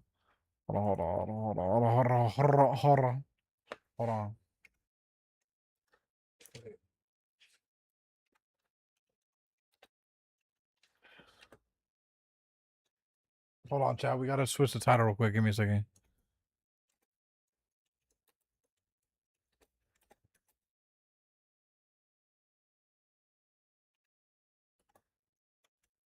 That should be good. All right. What's you editing? I was editing Dexter. What do you guys suspect, or what do you guys know about what happened? Police are speaking with 13-year-old Hunter and his twin brother Levi, and while they appear clueless now, one of them has just committed a gruesome murder. We need to talk to essentially each of you, and we're wondering if we can go down to the police department. I don't know what's going on. Neither do I. As the weeks-long investigation continues, detectives discover that these are no ordinary boys. One of them has spent years obsessively researching Raising Cane's low-key smacks, not gonna lie. serial killers like Ted Bundy. Now he believes he's executed the perfect murder and can outsmart police. But a series of childish mistakes would cause his violent fantasies to slowly come to light, leaving his family and the entire town in utter shock as the monster they feared turns out to be a 13-year-old boy. Find that fool. Yes. And he needs to die. It's not possible. There has to be someone who planted evidence. What happens now? He's only 13. I'm gonna keep it a buck. This gonna sound bad, but the cops need information from me. They put Little Caesars hot and ready pizza with some crazy bread and those crazy puffs. No one's safe, so don't do anything around me if there's a Little Caesars within 100 miles. I'm just gonna say that. There's two types of people in this world. You've got monsters, you've got people who make mistakes. If it's a murder, then it would be a monster, right? Nuffa? It's 2 a.m. in the small village of Fairfax, Ohio, and tonight, a 13-year-old boy decides this is the night he becomes a serial killer. For years, he's been obsessed with true crime content, and with his family preparing to move away the following week, he's finally ready to put everything he's learned into action. At 2:30 a.m., he slips out of his house and walks less than 10 feet to his neighbor's house next door. That's 100% more than 10 feet. Sorry, if you can hate me all you want, but that's more than 10 feet. This guy Dumb. Inside, the 13-year-old puts on a pair of gloves, something he learned on YouTube that would prevent him from leaving behind his DNA. He moves silently through the house before approaching the bedroom of an elderly woman. At 2:40, he begins strangling her. But despite months of preparation, he quickly realizes this will be far more difficult than he expected. Because when the woman wakes up, she fights back, punching and brutally scratching the boy's face. But just minutes later, the woman is dead, killed at the hands of a little boy. At 3:15 a.m., he's back in his own bed, as if nothing ever happened. Rest in peace, man. It's just past 11 a.m. on a Sunday. Many Fairfax residents are returning home from church when the Fairfax police receive a 911 call, unlike anything they've heard in years. 911, what's the location of your emergency? 3919 Germania. I think my sisters might have been murdered. It might be some blood. I don't know. Okay. She did not respond when I yelled at her. All right, sir. I have help coming out there for her. Okay. You know of anybody thank that you. might want to harm her or anything like that? Absolutely nobody. On the line Damn, is bro. 61-year-old Daryl Tenpenny, insisting his sister had been murdered, something almost unheard of in this area. Moments later, first responders arrive at the house, unaware they are not only walking into a carefully staged crime scene, but that the killer is still nearby, watching police's every move. Yeah, let's go ahead and get it out. We'll do confirmation stuff here. Is this confirmed? Hey, I don't know if he believes that she's been murdered, so camera on. It's always been on since I hit my lights. Oh, bro. Hold. Rigger. Just try to touch as least as you guys can. Do what you guys gotta do. Yeah, no. So you got blood. Did he cover her up? I don't know. The dispatch said that he found her with a pillow over top of her. I don't know about Peroxide and cleaning chemicals? That's different. A lot of cleaning chemicals. Pepto-Bismol. drink that it. shit good, bro. I love. I don't know. Well, let me go. You want? I be chugging. You want the that monitor? We have rigor. On the bed lies 64-year-old Sheila Tenpenny, partially clothed and deceased for what appears to have been several hours. As officers continue to inspect the house, they notice nothing appears to be stolen, supporting their working theory that Sheila may have taken her own life. And with that assumption comes the first accidental success for the 13-year-old killer, convincing him he's already outsmarted the police. However, what officers spot next would flip this theory upside down. It's just a female DOA on Germania. Just kind of odd, pillow over her face and some chemical Hair flavor in the underneath, house. blood and hair underneath your fingernails. Blood splatter around the bed. Let's go, they The got guy that his found her ass. said the door was open, and he said that he told the squad that he thinks she was murdered. So We'll get. I don't see blood from her. So that might not be from her. Who knows? That's Get his police ass. work. I don't mean to overstep. No, you're good. Pills. Yeah. I mean, it's possible. Yeah. While the blood and hair beneath Sheila's fingernails certainly raise suspicions, investigators still refuse to rule out the possibility of this being self-inflicted. The Democrats are trying to take over Texas because Oh, what is this? I am advancing transformative Can't say that policies word, but the what is this Democrats are short dude against. doing on stream? But before they send the C word, Sheila's but- body for autopsy, there's still something that doesn't sit right with them. They're baffled by how certain the victim's brother, Daryl, seemed that his sister had been assaulted before paramedics had even suggested that possibility. And with that statement alone, Yeah, that was he kinda has weird. unknowingly made himself their first suspect. So they decide to ask him a few I mean, questions. no matter what, I feel like he'd be a suspect. How you doing, sir? I mean, obviously not great. I'm Officer Moore, Fairfax Police Department. When's the last time that you do you know? Yesterday, do you know what time about, or did you talk to her or see her? I seen her, and actually, 7:09 p.m.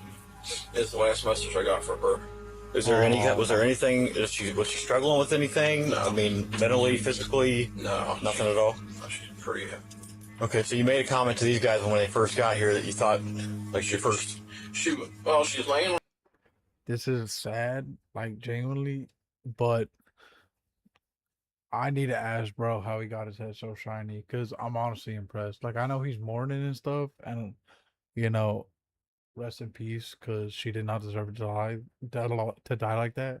That kid should be taken out back, and well, I'm not gonna finish that, but yeah, he has a shiny ass head. But rest in peace, though. On the bed, with her legs spread, and it looked like there was blood, and her head had stuff on top of her, like someone tried to smother her, and she looked like they ripped her thing open. And I yelled at her, and I didn't see no movement from her whatsoever. And I just turned around and walked out. I'm like, Interestingly, Daryl never mentions performing CPR, and while police now know it likely wouldn't have saved Sheila, that's not something Daryl would have known for sure. And right here comes the second lucky break for the teen killer, because every good murder needs a fall guy, and the police have just taken the bait with Daryl. Shortly afterwards, Daryl's interview wraps up, the scene is secured, and officers return to the station to await the autopsy results. But as investigators leave the house, they would overlook a crucial piece of evidence. Lying beneath Sheila Tenpenny's body was a men's wristwatch, a seemingly insignificant detail that would later become one of the key pieces of evidence used to solve the entire case. 1 week passes, and then comes the update investigators have been waiting for. The forensic and DNA results arrive, completely overturning their initial assumptions. Investigators determined that Sheila Tenpenny had suffered blunt force trauma to the head and neck before ultimately being strangled to death. But they also confirmed something crucial. Sheila had managed to fight back. On her hands and beneath her fingernails are traces of blood and tufts of hair, DNA belonging to an unknown male.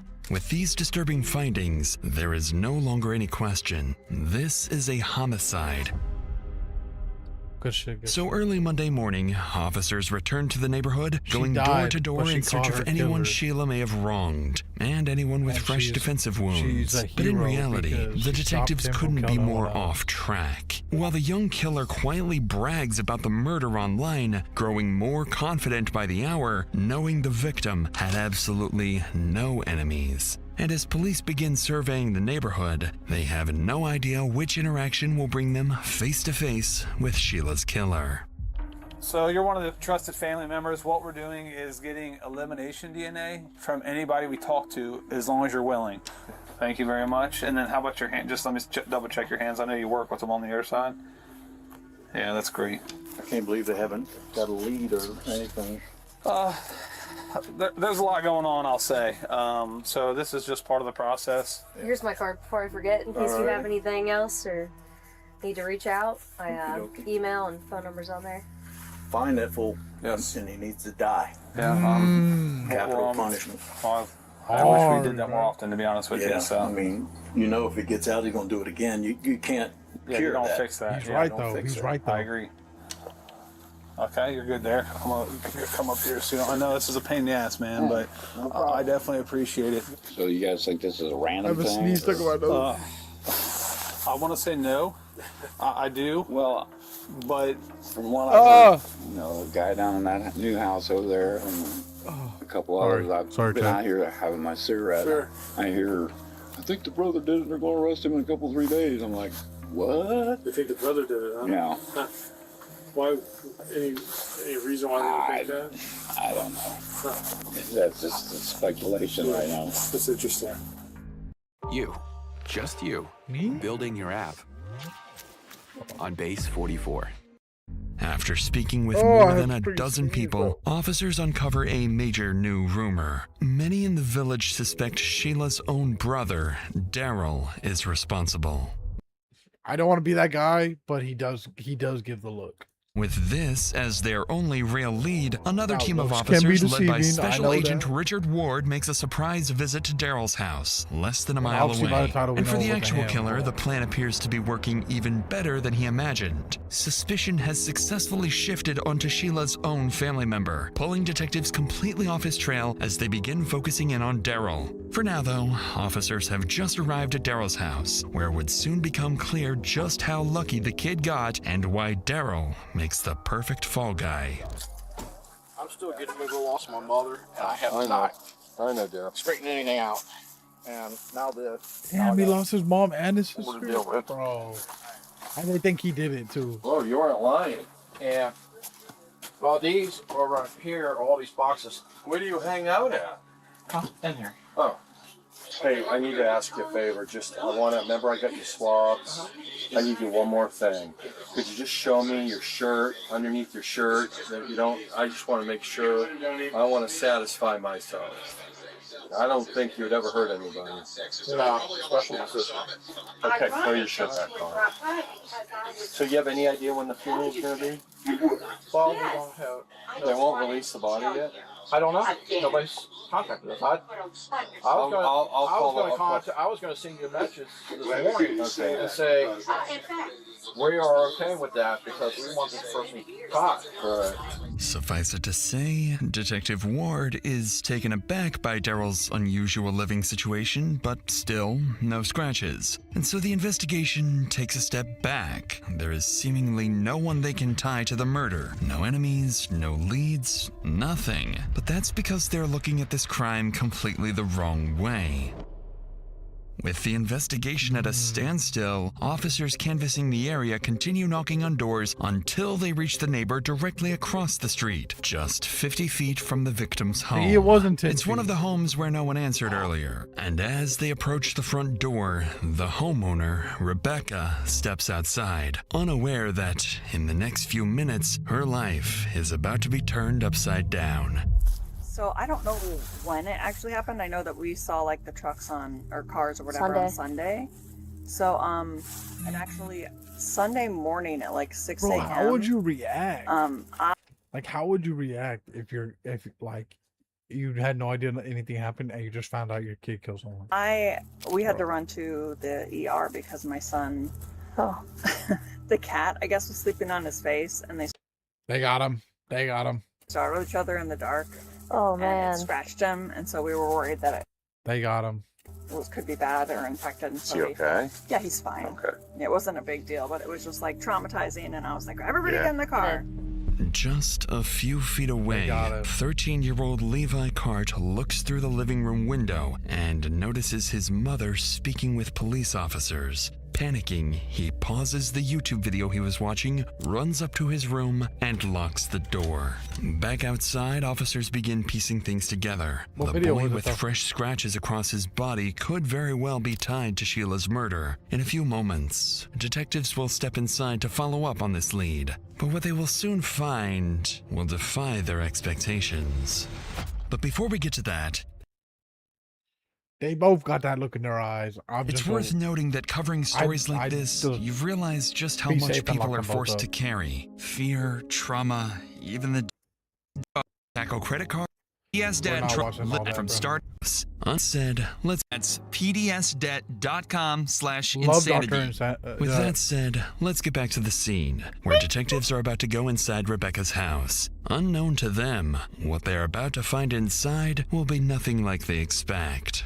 Do you care if we come in, or you want them to come? Okay. The only reason we're outside is because I was feeling stressed out. All right, I do have 2 cats though, so. No problem. Come on in. Hey guys. The purple couch. Follow with it. Hello. You wanna come out here or no? Why? I haven't been really transparent about what happened across the street, and people who are investigating are talking to everybody, and they just want everybody to listen. That's a nice mom. She didn't tell them that there was a Hey murder bud, and can stuff. I talk to you? Do you want to talk in the living room or do you want to talk in your room? There are people who are here. That's a good mom move. She didn't want to scare them, so I something follow with that. happened actually earlier this week. Yeah, what game are you playing over there? Gaming? Yeah, he is. Dexter? Oh, he's cap cutting. Oh, editing. Oh, hi. Oh. Yeah, bro, they Now you are Hunter. Do you want to come sit down? Yeah. Naturally, this is not the suspect the detectives were hoping to see, as 13-year-old Hunter Cart enters the room. Realizing they may have jumped to conclusions, the detectives still begin to question the boy. Perhaps he knows something after all. So we're with the Ohio Bureau of Criminal Investigation, and we're just talking to people to see if they might have heard or seen anything unusual that happened over the weekend. Yo, move the notebook. Thank you. We just thought we'd ask. Yeah. My brother got into an injury and he had to go to the ER. Onto an I got injury. really sick and started vomiting and stuff. So How were you feeling? Getting better? A lot better. But That's good. that whole day was just kind of a blur for everybody. Unless it's something that happened a long time ago that's memorable. It's not really something I remember unless it is really, really brought up. Although Hunter is unable to provide any new details, got good he hair, seems though, I'm not fairly gonna lie. cooperative and willing to help. His twin brother Levi, on the other hand, is still in his room, refusing to come out. Earlier, their mother had mentioned Levi was editing Dexter, a crime drama centered around a vigilante serial killer, a show both detectives are all too familiar with. And it's here that detectives would begin to realize their initial hunch about Rebecca's sons may not have been a coincidence after all. It's usually never quick, but that's actually Hey, Louis. pretty quick. Hello. Yeah. How are you? Louis? Oh, you're coming out now? What you editing? I was editing Dexter. Sometimes I edit. Yeah. But He likes to make videos for TikTok. Yeah. Oh, yeah. Oh, Yeah. nice. Yeah. You know? Yeah, me and Liz. Is that the cat that got you there on the nose? I don't know. I don't know what Louis happened. has We it? just Oh, we that's pretty we both good. startled each other because my bed was right there. Yeah, his bed was out here and until. all he's the been lights planning- off. Oh, okay. So we've been knowing for a while that we needed to cut their nails. Hunter's been saying that for I know. a long I time. felt so guilty because I had to. So us moving, I mean, we know, everybody knows that cats just are awkward. So us moving, Marshmallow cats, being bro? weird because we're moving, and Is Marshmallow the cat? yes, and we had a Ooh, never mind. That place cat's set scary for as them, and we packed it up. So that's also probably another thing. So yeah, me and him just randomly startled each other. He scraped me on the neck. I'm not sure if you can see. No, where else did you get it? Yeah. He kind of scraped How me many on my face stitches? a little bit. 5. And then Oh my. mainly my nose. And Yeah, I the was nose trying was to the clean scary my one. I was Yeah. trying to clean myself up. Yeah, it was 5 like, stitches. It was pretty deep. Pretty deep. Oh, it hurts. Thank God, and bro, they know it too. Refresh Yo, I the need to everyday. get- I need to with get Mentos YouTube bread. Go. Someone Yes to donate fresh. 50 million subs. I'll get Everyone's YouTube talking bread. about AI, but talking about AI isn't the same as building with it. We went back to the house after we got out of the doctor. And then that's when we saw the ambulance. He needs a wheelchair I don't know, a for lot of a it's cut on his blur neck. because I tried to clean myself up, so I was distracted in the shower. Okay. Interestingly, both brothers used the same word, blur, when recalling the incident. And while traumatic events, even something like death of a neighbor, can affect memory, what catches officers' attention far more is the way Levi seems to over-explain what happened. He claims the deep scratches came from a fight with a house cat, something officers find He looks difficult like to Trouble believe Duck. given the severity of the wounds. So, with this in mind, detectives believe that despite their young age, the brothers have given them enough probable cause to take the next step. The detectives ask to speak with Rebecca outside for a moment, where they request permission to collect DNA from both of her sons. Without much hesitation, she agrees. But when the three of them return, one of the brothers would have a very different reaction to being tested. Do you mind if I come? I can explain it to you. Yeah, So it's pretty. he's feeling a little overwhelmed by this. Yeah, I just feel like I've been to enough doctors recently. I don't want to. So have you seen any like crime shows or anything? You know how we kind of do our job. The medical stuff's a little different than the law enforcement stuff. But I don't know if she explained to you, but we're just going to swab your cheek, and it's not going to go into any database or anything. But we're going to compare it against stuff that we have. That makes sense. Okay. And it will take 2 seconds. It's just a Do I have to inside do the it? cheek. You don't have to do anything. Okay. But obviously, we're asking everybody on the street, Bruh. and it would be super He's helpful. cooked, bro. Right. Alright. Okay. And you're Levi, right? Or you go by Lewis. I go by Lewis. Lewis. Okay. His name used It'll be easier if you sit down for your legs. Why don't I have to do it first? I can do it. I'll show you. Yeah. You're making him join the hot seat? I can be the guinea pig too. It's whatever. Of course, I just whipped that all the way for it. The detectives proceed to take DNA swabs from both brothers, though Hunter and Rebecca are clearly far more willing to cooperate than Levi. But what one of the brothers doesn't seem to realize is that the more he talks, the more the Cart brothers begin to look less like witnesses and more like suspects. Lewis has a few scars on his back, but it's just from the surgery. Yeah, because my... Yeah. Oh, see. Oh yeah, you could show them. Sorry. Bro, Oh, his yeah. brother snitched. Well, it looks pretty mentally evasive. Yeah. It was 2 years ago. Yeah. Yeah, it was a lot. Yeah, I have worse Hunter's scars than that. Yeah, it so. didn't look like that. Yeah. Sorry, Very good. I keep mentioning things We that had a you don't good mention surgeon. without your permission. I find it for How does it It feel to was, have any scars now? Dr. Stevenson. It's where they go in and they How does it feel to have test scars each now? nerve root that links to your leg. What do you guys suspect, or what do you guys know about what happened? Well, I can tell you this: it shouldn't have happened, and we need to figure out why it happened, so that hopefully we can keep it from happening again. Because we'd hate to miss some evidence, and if you've watched any TV, So we're pretty sure he did it. This one being sus as hell. I ain't gonna lie. we don't want to be those cops that forgot to do this or look into that. We have And- watched plenty. They You love know what I watch- They mean, love so- watching the true crimes. It's kind of like I TV, like but brother. it's a lot differently. Yeah. Yeah. Me and my brother, especially my brother, know a lot. I would say, definitely my brother knows a lot about just the police in general. He wants to go into the Marines. Bro's biggest arm. Nice. Oh, nice. Yeah. Well, That's cool. recruitment Yeah. is always there. Everybody's looking for. Yeah. Those are hard spots to fill anymore. I don't get. Yeah, there's a spot for everybody, in my opinion. Me and Lewis have both agreed that him especially is a lot more mature than most kids our age. Oh, so you can handle this news. You guys are handling it pretty well. Yes. Yeah. Strangely, Hunter continues offering interesting details without being prompted, insisting that the teen brothers are far more mature than most kids their age. they're more And when weird, he I ain't brings gonna up lie. Levi's injuries, Levi becomes visibly uncomfortable, giving his brother a long, chilling stare. By the His end of mother's the gotta interview, know, though, you the know what I mean? twins no longer seem like ordinary kids to the detectives. Their fascination with true crime, gory shows like Dexter, foggy memory, and, of course, the hard-to-explain cat scratches on Levi all point towards something deeply unsettling. With DNA collected, investigators return to the station to brief the sergeant on everything they've uncovered. Now all they can do is wait for the DNA results from Daryl, the Cart twins, and several neighbors and family friends to come back the following day. Still believing a deranged killer may be at work, investigators know that until he or they are caught, no one in this quiet village is truly safe.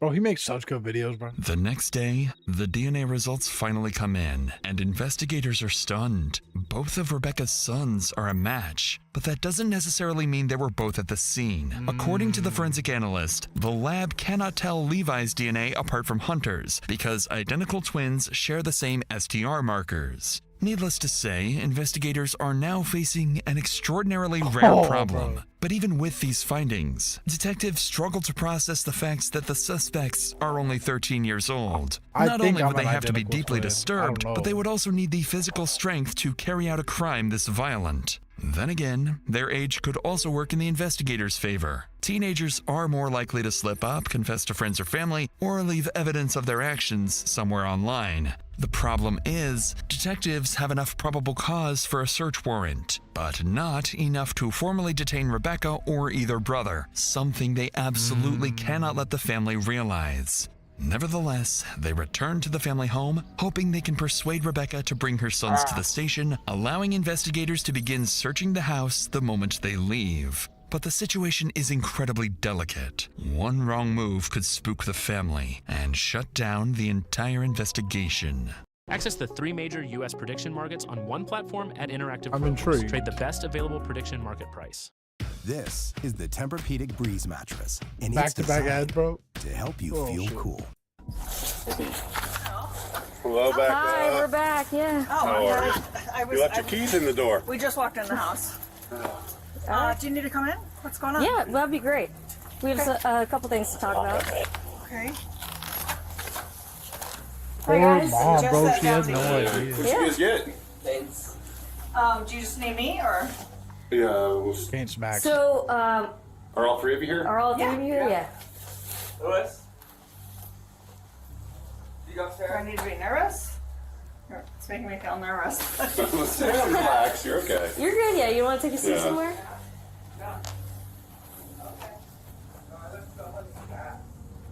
It's okay. I'm gonna go sit down so it's a little less weird. Yeah. Come on in. Just relax. Yeah. You guys are good. Okay. This whole family kind of weird and You awkward. guys want to sit down here? You get more comfortable? Hey, Lewis. Sure. Did you get Canes too? Yes, Yep. we literally just walked in the door. We need to talk to essentially each of you, and we're wondering if we can go down to the police department. Just so we have a better area to talk. Okay. So if you guys want, let's put some shoes and socks on, maybe a coat, and then we'll head that way. And the Maryland canes. detectives Don't forget the didn't canes. arrive with a strong plan and are instead relying heavily I mean, that on shit improvisation. Somehow, though, despite Loki, not I'd be having their pissed. answers I'd be like, yo, let me eat this shit first, and then we go. fully prepared, they appear to be succeeding in getting the family to the station voluntarily. But that can only work for so long before someone catches on. Do we need to be getting lawyers or something? I'm feeling nervous about this. I don't. You're welcome to call an attorney. Also, like, do we have to go? Is this like a right now thing, or is it We would like you to. Yes. It would make, you don't have to do anything, I suppose. Right. Okay. Interesting. I don't know. I feel uncomfortable. I'm not. We could. How about we get there? We can explain kind of what's going on, give you some more info. You can always, Okay. Well, do you want Have to us explain explain what's some going more. on before we head out there? And Do you mind if we do that outside? sure. Sure. Do you guys want to wait a second? Is that what you mean? Oh. All three of you outside, if possible. Okay. We need to go over some things in the neighborhood with you, ma'am. If we could go back to Fifth so we don't have to sit in the rain. Yeah. And we got some pictures I want to show you, and I'll show you and your sons. And there's a bunch of stuff we want to talk to you about. So, Okay. all right, you guys good? Are we under suspicion for something? Or We just want to talk to you. I think you guys Oh, can help us yeah. clear a lot of things up around here. So, okay. all right. She's All right, buying let's it. go. Hey, John. Yes, sir. And he'll ride with you. Oh, okay, that works. Before we get in, I just got to make sure there's nothing on you. It's going to stick me, poke me, cut me. Yep. All right, actually, if you want to step over there to him right there. All right, you can just have a seat right there for me.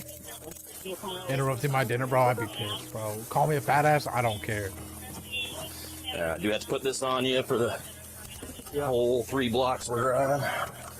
Bro, I got canes in my kitchen, and you come arrest me. I'm pissed. I mean, but there's nothing that we can't talk about. Yeah, I don't know what's going on. Neither do I. It's all very, very unexpected. My anxiety levels went through the roof. Oh. I don't know why there's so many, like, police vehicles either. Yeah, that's definitely what scared me. Seeing all the me. cops It's just immediately like- pull up.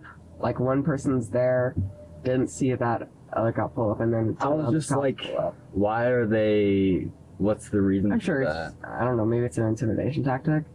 I guess, but what? I don't know why are they they would trying to intimidate us. intimidate us? Right.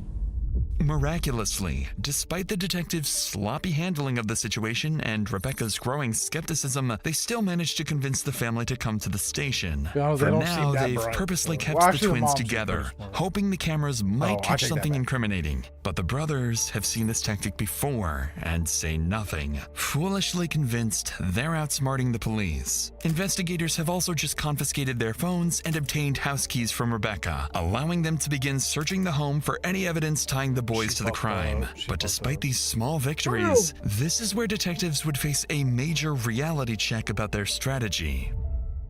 Upon arriving at the station, the twins are quietly escorted through a separate entrance and separated from their mother. The twins don't seem particularly worried, calmly following detectives. Bro is eating canes with a fork, man. I'm sick to my stomach. If you eat canes with a fork, not gonna lie, no disrespect to you, but you a weirdo, bro. They gotta investigate you by the FBI. Into the interrogation rooms. I'm not gonna lie, But for I'm sorry. Rebecca, the situation is very different. Because the moment she's finally informed that her sons are about to be questioned without her present, all hell breaks loose. Good. I mean, she's right. And the police are handling this We're all horribly and talking about stupidly, it. but Prices. I don't want food. I want us, our lawyer, and have my children stop being questioned without a lawyer present immediately. Okay. So let's make that happen. I don't know who's doing what where. Nope, but I can Yep. go get that figured out for you. It needs to happen right now. Yep. Okay, yeah, I'll go today. I got it. They're my slippers. We just got home from the doctor's office. Those and look canes. so comfy. They are comfy. Amazon? Not, yeah. I find things on Amazon. People are so against it. Really, I know you're being friendly. I need to know my children are not being questioned and that they have a lawyer. You didn't let us know that we were being detained. all right, You're she's not being smart shit. detained. You're free to go. No, you didn't let us know that you were detaining my children. They're free to leave. You did not. Right now? They're allowed to leave right now. Let's go. Right now. Right now. You said they're allowed to leave. Yes or no? You cannot take them. Clearly, this is not how detectives hoped Dude, things these- would go. these detectives Rebecca are is not good at their furious. job. Well, And not can't say without that. reason. But, The detective just admitted that the please. boys are free to leave, yet does nothing when Rebecca demands exactly that. On top of that, her phone has been confiscated, making it impossible for her to even call the lawyer. It's here that the risk behind the detective's strategy, or lack thereof, becomes impossible to ignore. The advantage of this approach is that by withholding the real reason the boys are there, detectives limit the information the suspects can tailor their stories to, I'll say, making contradictions and crazy, son of a inconsistencies bitch for much doing this, easier to but catch later. she's smart for That asking for said, a lawyer. when those suspects are minors and detectives need their mother's cooperation, this strategy And the detective screwing all this up, that causes an issue that could get the case overturned, which is what they don't can want. quickly So, backfire, they need to lock undermining trust and damaging the legitimacy of the entire process. And unsurprisingly, Rebecca's outrage is only beginning as she storms out of the interrogation room in search of anyone willing to tell her what's really going on. Are you accusing them of murder? I am not. Is that why they're being detained? Because they're under suspicion for murder? We are questioning to find out if they know any additional details. How would about they it. know anything? Unless don't- you were accusing them of I don't murder know and what you they think that they know. murdered someone.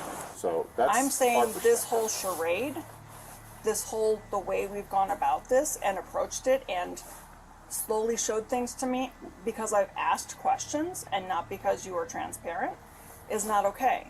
It literally just says we have the ability to search all of your belongings. It doesn't say. For what reason would they want to search the belongings? It says for murder.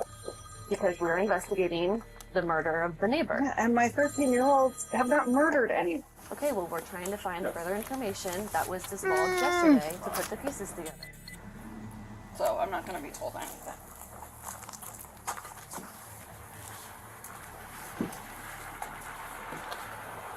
Why am I not being questioned? We would love to talk to you if you would be willing to talk. I'm literally standing here waiting. Well, we were trying to talk to you, but you want to make phone calls and do all those things. If you'd like to talk, we can talk. You're well aware. Hey. So, A lot. And nothing, because they're not telling me anything. Dude, this guy, they I yelling, asked for a lawyer for the boys. He's saying because we talked yesterday. I'm asking him. Calm down. Sorry, I'm really worked up. I'm not I understand. I understand. You have every right to be worked up. I'm just trying to sort it out. All right, I'll let you do So your thing. under what grounds are they being questioned? What prompted them? There was a problem. He used a big word. I understand that, but what specifically about our boys is causing you guys to bring them to the station for questioning? Those details I don't know because those investigators know more about that than I do. Are you guys bringing in every neighbor We did 25 yesterday. I know myself and another agent. To the station. Well, I don't know how many people got brought here. We're also doing a search warrant at the house too. So a judge has granted us search warrant for her house and who else? Well, the search warrant is for the house and the vehicle on the property. Our house and vehicle. Okay. Were there other search warrants for other Not that I'm aware members? of. You guys are questioning two 13-year-old boys. Well, we're not. Someone is. You're absolutely correct. But I don't know. You know what I'm saying? I do.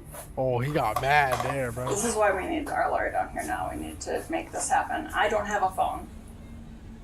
So this needs to happen on your end. Immediately. Whoever we call. After getting little to no answers from the detectives, the twins' father calls a lawyer, hoping he can intervene. But even with legal counsel now on the way, detectives press forward with the interviews, fully aware of the risk they're taking. At the same time, I don't ever think that since the can boys happen, left though. with the Can't the police, a search case of get their thrown home out? has been underway, and very soon it will begin yielding crucial evidence for the interrogations. I feel like that's highly... Look, I want that kid to rot in jail or worse, but... As both brothers wait for their low-key interrogations to illegal, begin, they can get it quickly their case becomes thrown clear out. that one of them And then if the case gets thrown out, that means, you know, he could just go out and do this again because they're going to set him free. is about to be That's a treated no-no. very differently. Because Hunter had been significantly more talkative the day before, detectives opt for a more casual, friendly approach, and even his interrogation room reflects that. Levi, on the other hand, is placed in a cold, cramped room, subjected to the kind of interrogation tactics typically reserved for an adult got New suspect. Balances. Based Says on the it all. scratch marks alone, detectives strongly suspect Levi is the killer, but there is still nothing ruling out the possibility that Hunter may have helped him, especially after learning that Levi has significant mobility issues. Now, with a lawyer on the way to the station and two furious parents pacing outside, the clock is ticking. So detectives split into two groups to question the boys simultaneously. And as the questioning begins, Hunter's interview escalates far quicker than expected, because there's something he needs to get off his chest. Just so you know, I don't feel pressured doing this. You don't? Of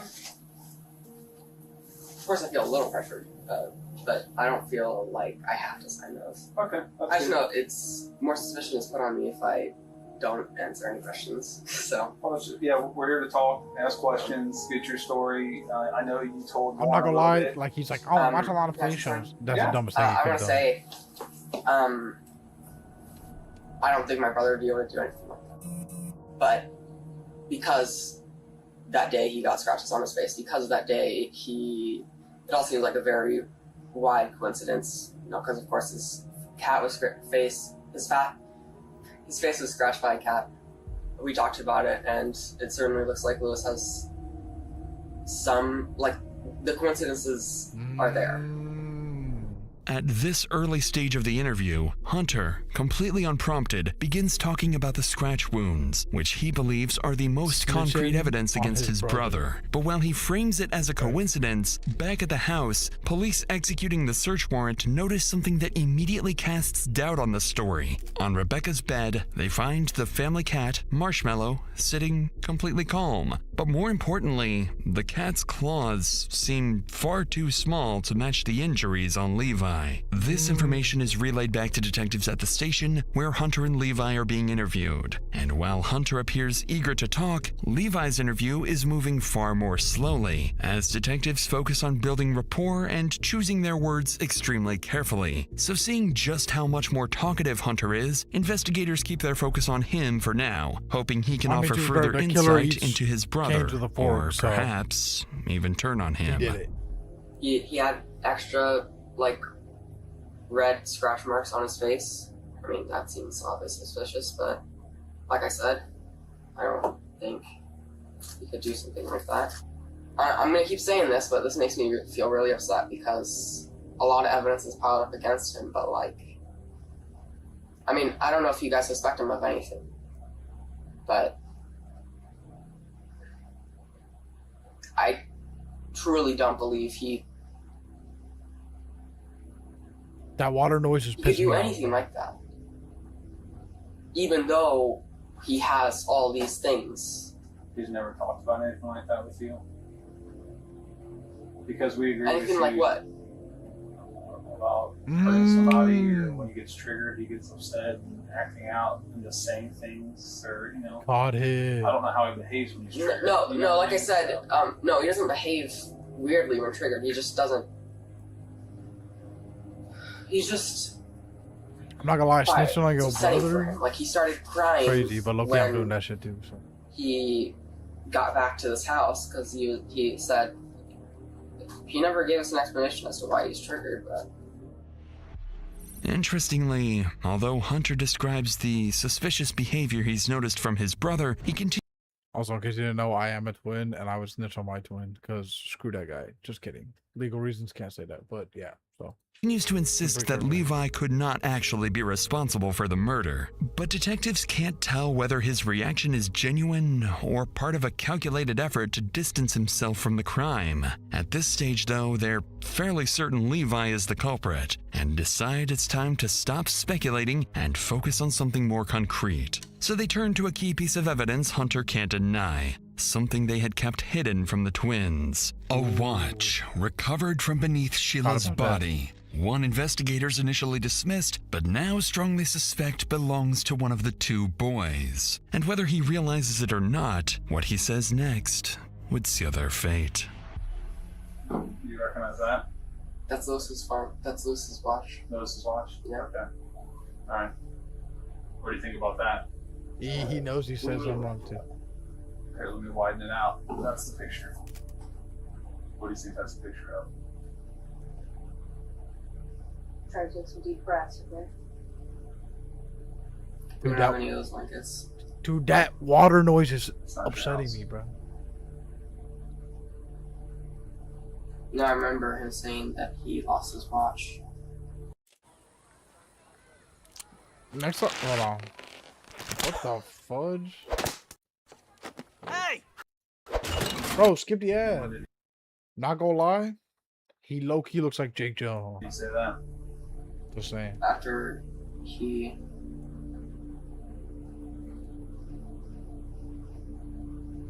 got home.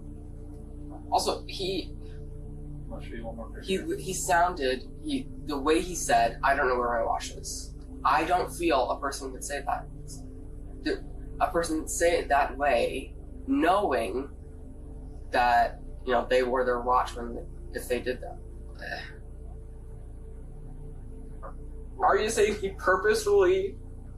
Oh, bro. Hurt. We don't know what his purpose was. We just Is know there- he made a mistake. How would he even do that? He's fucking disabled. That's a great How would he Damn, bro. sneak out of the house, get into the house, stab somebody? Is it true that them? Is that true? Did you find DNA evidence? We're not gonna. Yeah. So There's no way he would do that. There's some stuff that happened that we can't give you details There's about. no way. You have There's no way. from the beginning. Bro, that must If he- freaking suck, bro.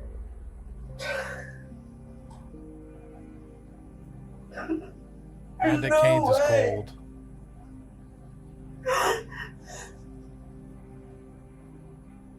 It's not possible. There has to be someone who planted evidence. There has to be some misunderstanding. At the thought of his own brother being responsible for the murder, Hunter appears to completely break down. Detectives realize He he's sniffs now on him. too Why the fuck is he emotional crying, and bro? overwhelmed to provide any more reliable information, so they decide to end the interview. Despite failing to secure a confession and not fully ruling him out as a suspect, still, they've learned something important. More insight into Levi and confirmation that his watch was indeed at the scene. But just outside the interrogation room, the boy's parents continue arguing with deputies. And with a lawyer coming to intervene, investigators are running out of time. If they want to secure an admission before the interview is shut down, they know they need to raise the stakes with Levi. So the detectives interviewing him finally move on from building rapport and shift the conversation to the scratches, testing whether his explanation matches the one he gave the day before. Do you know what we're investigating? I mean, I know something happened down the street. Across the street. Or across the street. Right. Bro, call me a fat ass. I don't care. But I'm getting pissed off that the food is getting cold, bro. I'd be like, yo, shut the fuck up, detective. Let me eat the canes. And then I talk to you, bro. Because that's it, dude. It's aggravating me because there's no good when it's cold. All right, I want it warm. Call me a fat ass. I don't care. I don't care. I need warm food. Like that's Right. Sorry, I had to say that. I Woman had to was say that. murdered, right? So we're trying to find out what happened. I mean, I've already talked to FBI investigators. My cat had randomly woke me up with all the lights off, like sitting on my neck. So it like scratched my face. I felt very bloody, obviously. There was a lot of scratches on me. Usually, because of my disability as well, I used like a shower chair. Yeah. Because I can't really stand for that long without getting like super fatigued and falling or like walking around for too long. I didn't use the shower chair because I didn't want to make a bunch of noise and make anybody up. What disability is that? So I ended up literally falling, and I fell and like hit my head on the shower hose. Where'd you hit it at? I think like around here, like right here. Jeez. So I don't know. Did that cause you to bleed more? Yes. As Levi once again over-explains the incident, detectives notice he makes a point of emphasizing that the injuries became worse after he slipped in the shower. But something else in Levi's account immediately stands out. After mentioning his medical condition, detectives recall reviewing his records and discovering that Levi has cerebral palsy. This brings the detectives back to an earlier question. Not only is Levi just 13 years old, but his disability raises serious doubts about whether he was even physically capable of carrying out such a violent attack on his own, especially considering Sheila fought back. Investigators know Hunter is physically stronger, has no disability, and shares many of the same interests in true crime as his brother Levi. At this point, detectives are realizing they may have prematurely cleared Hunter, treating him more like a witness than a suspect, and in doing so, may have lost their chance to implicate him. But with the pressure mounting on Levi, this may be the perfect opportunity for him to turn on his brother. And for the first time during his interview, the bond between the twins is about to be truly tested. And then we get an ad, bro. Are you fucking kidding me, bro? Oh, that bacon looks good. Damn, I'm so fucking fat. That's why there's new GLP-1s. We get in in like 15 minutes later. What did I say in the last video? Why are all detectives bald, bro? I don't get it. Mom starts seeing a bunch of sirens outside, and she opens the window and she's like, "Oh my God, something happened to Denise." And me, already in a panicked, weird state, I kind of started feeling emotionally triggered. And when she said there was a bunch of ambulances outside, I started to freak out even more. I just felt even worse because Mom had said that something had happened to Denise, our neighbor, right in front of us. And I started feeling even worse. Just to the fact that the same night that something happened, or something like that had happened, that I had an injury of my own. Although Levi never directly blames his twin brother for the murder, he seems more focused on how bad the situation already looks for him. And as the interview continues, it would only get worse. Because detectives begin receiving critical updates from the house search that is still ongoing, and officers have started uncovering disturbing items. Inside Levi's bedroom, officers recover a journal containing violent writing and repeated references of wanting to kill someone. They also uncover a growing obsession with serial killers, books, online content, and material saved focused on infamous murderers, and in particular, Ted Bundy.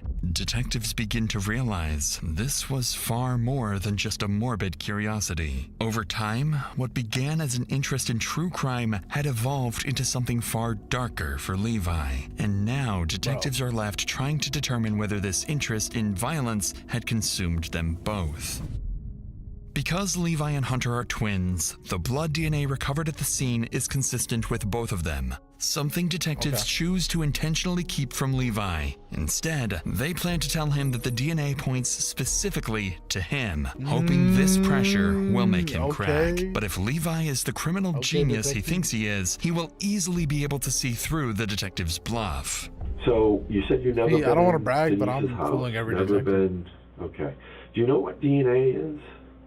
You ever heard Deoxyribonucleic acid. Suck my wiener. of it? I've heard of it. Okay. So we're trying to figure out, and I want you to help me explain this, okay, why your blood would be in Denise's house. That's what we're trying to figure out. Well, I'm not sure. Because, I don't know, like, how is it my blood? Like, that's what we're trying to find out. Because I don't know why it would be in my house. It's I not mean, in her house. Yeah, that's what we're trying to figure out. That's why we're even here right now. Wait, what? Oh. Remember we got those swabs from you? Mm-hmm. Well, we compared that to the blood in the house, and it's not only her blood, it's your blood mixed in with it. Wow. Through DNA testing. I don't know what explanation I could give you They or got his even ass. come up with that would be equivalent to how that would happen. There's only one person here that knows, and that's you. How do you know that? Because there's no other way. He thinks he's so freaking smart, bro. This guy's a dumbass. That house Sorry, I'm without getting never mad. being in there. I can agree with that. Right? So that's why I just need an explanation as to how. I'm just trying to wrap my brain around it. You know? Well, I'd have to wrap my brain around it first. Yeah, so that's we need to wrap it around together. What a funny guy. You know? Can you help me with that? I can if you Why do you keep doing this? help me. Bro, I'm sorry. The cold Raising Cane's put me in a bad mood, bro. Like, they didn't let him eat it. I know he's a killer and he deserves the worst because he killed an old lady, but damn, bro, the Cane's is getting cold. That's a waste of, like, dude, if that's a 3-finger combo, that's like $10. In this economy, that's like a lifetime. I can help you if Sorry, you help I'm sorry. me. I'm bad. By telling me the truth. I told you the truth, though. I don't think you're telling me all the truth. What? But I'm not lying. Well, I think you're about how you got hurt. We have your blood in her house, and we're trying to figure out how it got there. That's the bottom line. Well, that's the bottom line. I mean, you truly. get my blood from somewhere? We don't need your blood. We got swabs. You want to see how good I can get away with shit? I would say after the cat scratched me, it must have gotten out and ran to her house. Bro, this kid is a dumbass, bro. I just mean, like, did somebody put my blood in that house for a reason? Oh, Like, I don't know. Would you tell me? Would they? I didn't put your blood I don't there. have any enemies. I didn't put your blood there.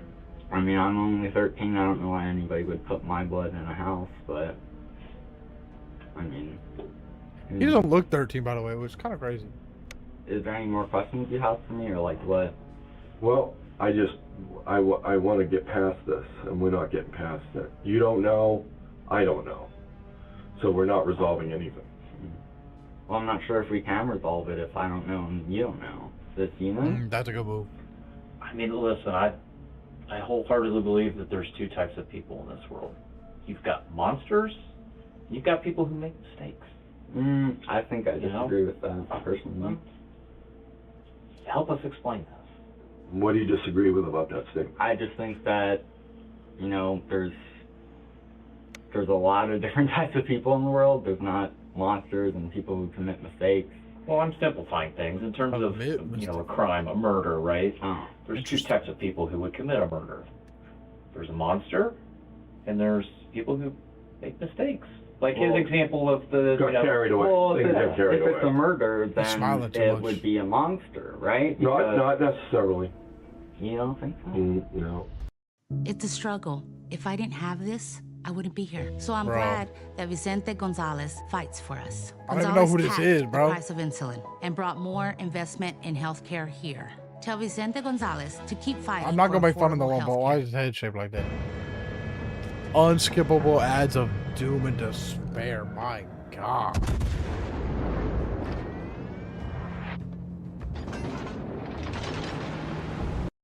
suck my Still battle believing he's in control of the situation, Levi never asks for a lawyer or even his mother, and unsurprisingly mom asked for a fails to lawyer, catch bro. the detective's bluff about his DNA. But while Levi remains convinced he's outsmarted the police, he has no idea that while the evidence uncovered in his room is already damning enough, what detectives are about to find on his phone will destroy any chance of walking free. If he Because took a minute of before it, long, there's a dumbest kid I've ever detectives seen in my would receive the final and most crucial breakthrough in the investigation. After searching the brothers' phones and social media activity, it begins to uncover a disturbing picture. Just one day after the murder, Levi writes, "This one was a fighter," and detectives realize this wasn't a spur-of-the-moment act. Levi had been planning a murder for months, with searches of how to choose the perfect victim, how to strangle someone, and how to defeat a police interrogation. And they would uncover even more evidence tying Levi directly to the scene. Not only was the watch confirmed to be Levi's, but inside his room, they discovered a shirt covered in Sheila's blood and gloves matching the ones from the crime scene. Now, even without a full confession, detectives know they have enough evidence to formally charge him. With this, both interrogations finally come to an end, and as a detective steps out to inform the parents that one of their young sons is an alleged killer, all they can do is stand in shock, silently waiting to hear their son's fate. Yeah. This is their dad. I'm Special Agent Ward with Beast Bureau Criminal Investigation. You see two of my colleagues here, my other colleague. Now, there's some certain things I'm going to tell you that we have that are bad, okay? All right, that watch that we showed you was under her body. What? What? Oh no, bro. No. Okay, you have more things to tell me. Okay, I don't know what will happen. We're not talking to him anymore. I mean, he doesn't want to really talk anymore. I don't know what happened. You can keep talking. Well, we have a lot of other evidence too. I'm just trying to figure out what the world happened. I don't know. No. No.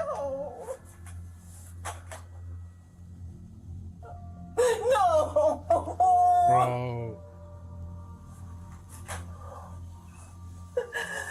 Okay, sorry, what else? I'm not doing this to...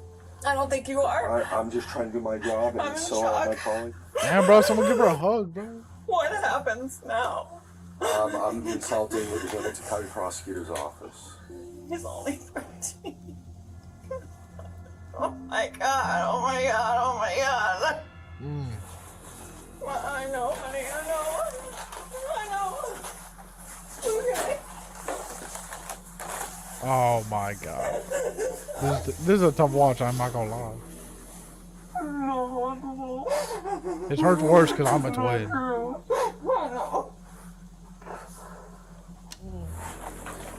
Oh god, I feel like such a over being so stern. I never. You're a mom. There's no way you could have known. After finally learning what their son had done, Levi's family are left to come to terms with a devastating reality. With the overwhelming evidence against him, on November 10th, 2025, Levi Cart ultimately pleads guilty to aggravated murder, aggravated burglary, and strangulation in the killing of Sheila Tenpenny. And because of his age, Levi receives the maximum sentence allowed under juvenile law. He will remain in a juvenile facility until he turns 21, meaning he is expected to be released in 2033. But for Sheila's family, the outcome still doesn't feel like justice. Under juvenile sentencing laws, Levi cannot legally remain incarcerated beyond that age. And at Levi's sentencing, the lead investigator warned the court, telling the judge he made a mistake. It was good luck for us that he did, but in the future, is he going to learn from those mistakes? That's what I'm concerned That's a really about. good drawing, For by the the way. detectives involved in the investigation, there remains a terrifying possibility that Sheila was not the end of Levi's violence. They letting this motherfucker out, bro. but only the beginning of what he could be capable of. And while this case left Ohio shaken by a killer no one ever expected, our next case unfolds somewhere danger is never supposed to reach. Inside St. Vincent North Hospital, more than a dozen gunshots sent patients and doctors into lockdown as SWAT officers move floor by floor searching for the shooter. Hospital still on lockdown. Shooter has not been located. This way. That way. Just go that way. With one person already dead, more than... All right, chat. Wow. Well, watch this one on Wednesday. That's when I'm gonna stream next. I'm gonna try to stream next on Wednesday. Actually, we might stream tomorrow. Who knows? But we'll watch this hospital one next. I can't believe it, bro. I mean, I knew that kid was guilty because they kind of made it obvious from the beginning. But I am an identical twin, so watching that shit was kind of tough. Like seeing his brother be all sad and shit. Would I snitch on my brother? 100%. The fuck? Are we joking here? Of course I'm snitching. But like I don't mess with that murder shit. But hold on. Oh. But yeah, dude, that's crazy. Dr. Insanity kills it with the video. So we're gonna watch more Dr. Insanity. Late throughout the week. This week, I think I'll start reacting. And I'm gonna cut down my reactions and post them on YouTube. So if you wanna watch that, I believe it's Lil Fridge 89 on YouTube. So go check that out. But we also stream our reactions. So if you want to watch them again, the VOD will be on YouTube as well on Twitch. And I'm gonna make them into YouTube videos on YouTube as well, so you can rewatch them anytime you want. If you are interested in me reacting to these again, follow me, turn on the notification bell. That way, you get notified when I'm about to watch, because we're gonna watch this hospital one tomorrow or Wednesday. Along with some others, not just that one. We're gonna watch some more. First stream back in a bit, but we're getting back in the hang of it. So if you wanna be notified, go ahead and follow me, or you don't even have to follow me. Just turn on the notification button, whatever. And yeah, so we're gonna watch more Dr. Insanity, but for now, I'm gonna go ahead and end it here. I'll talk to you guys later, and peace. This is awkward because I haven't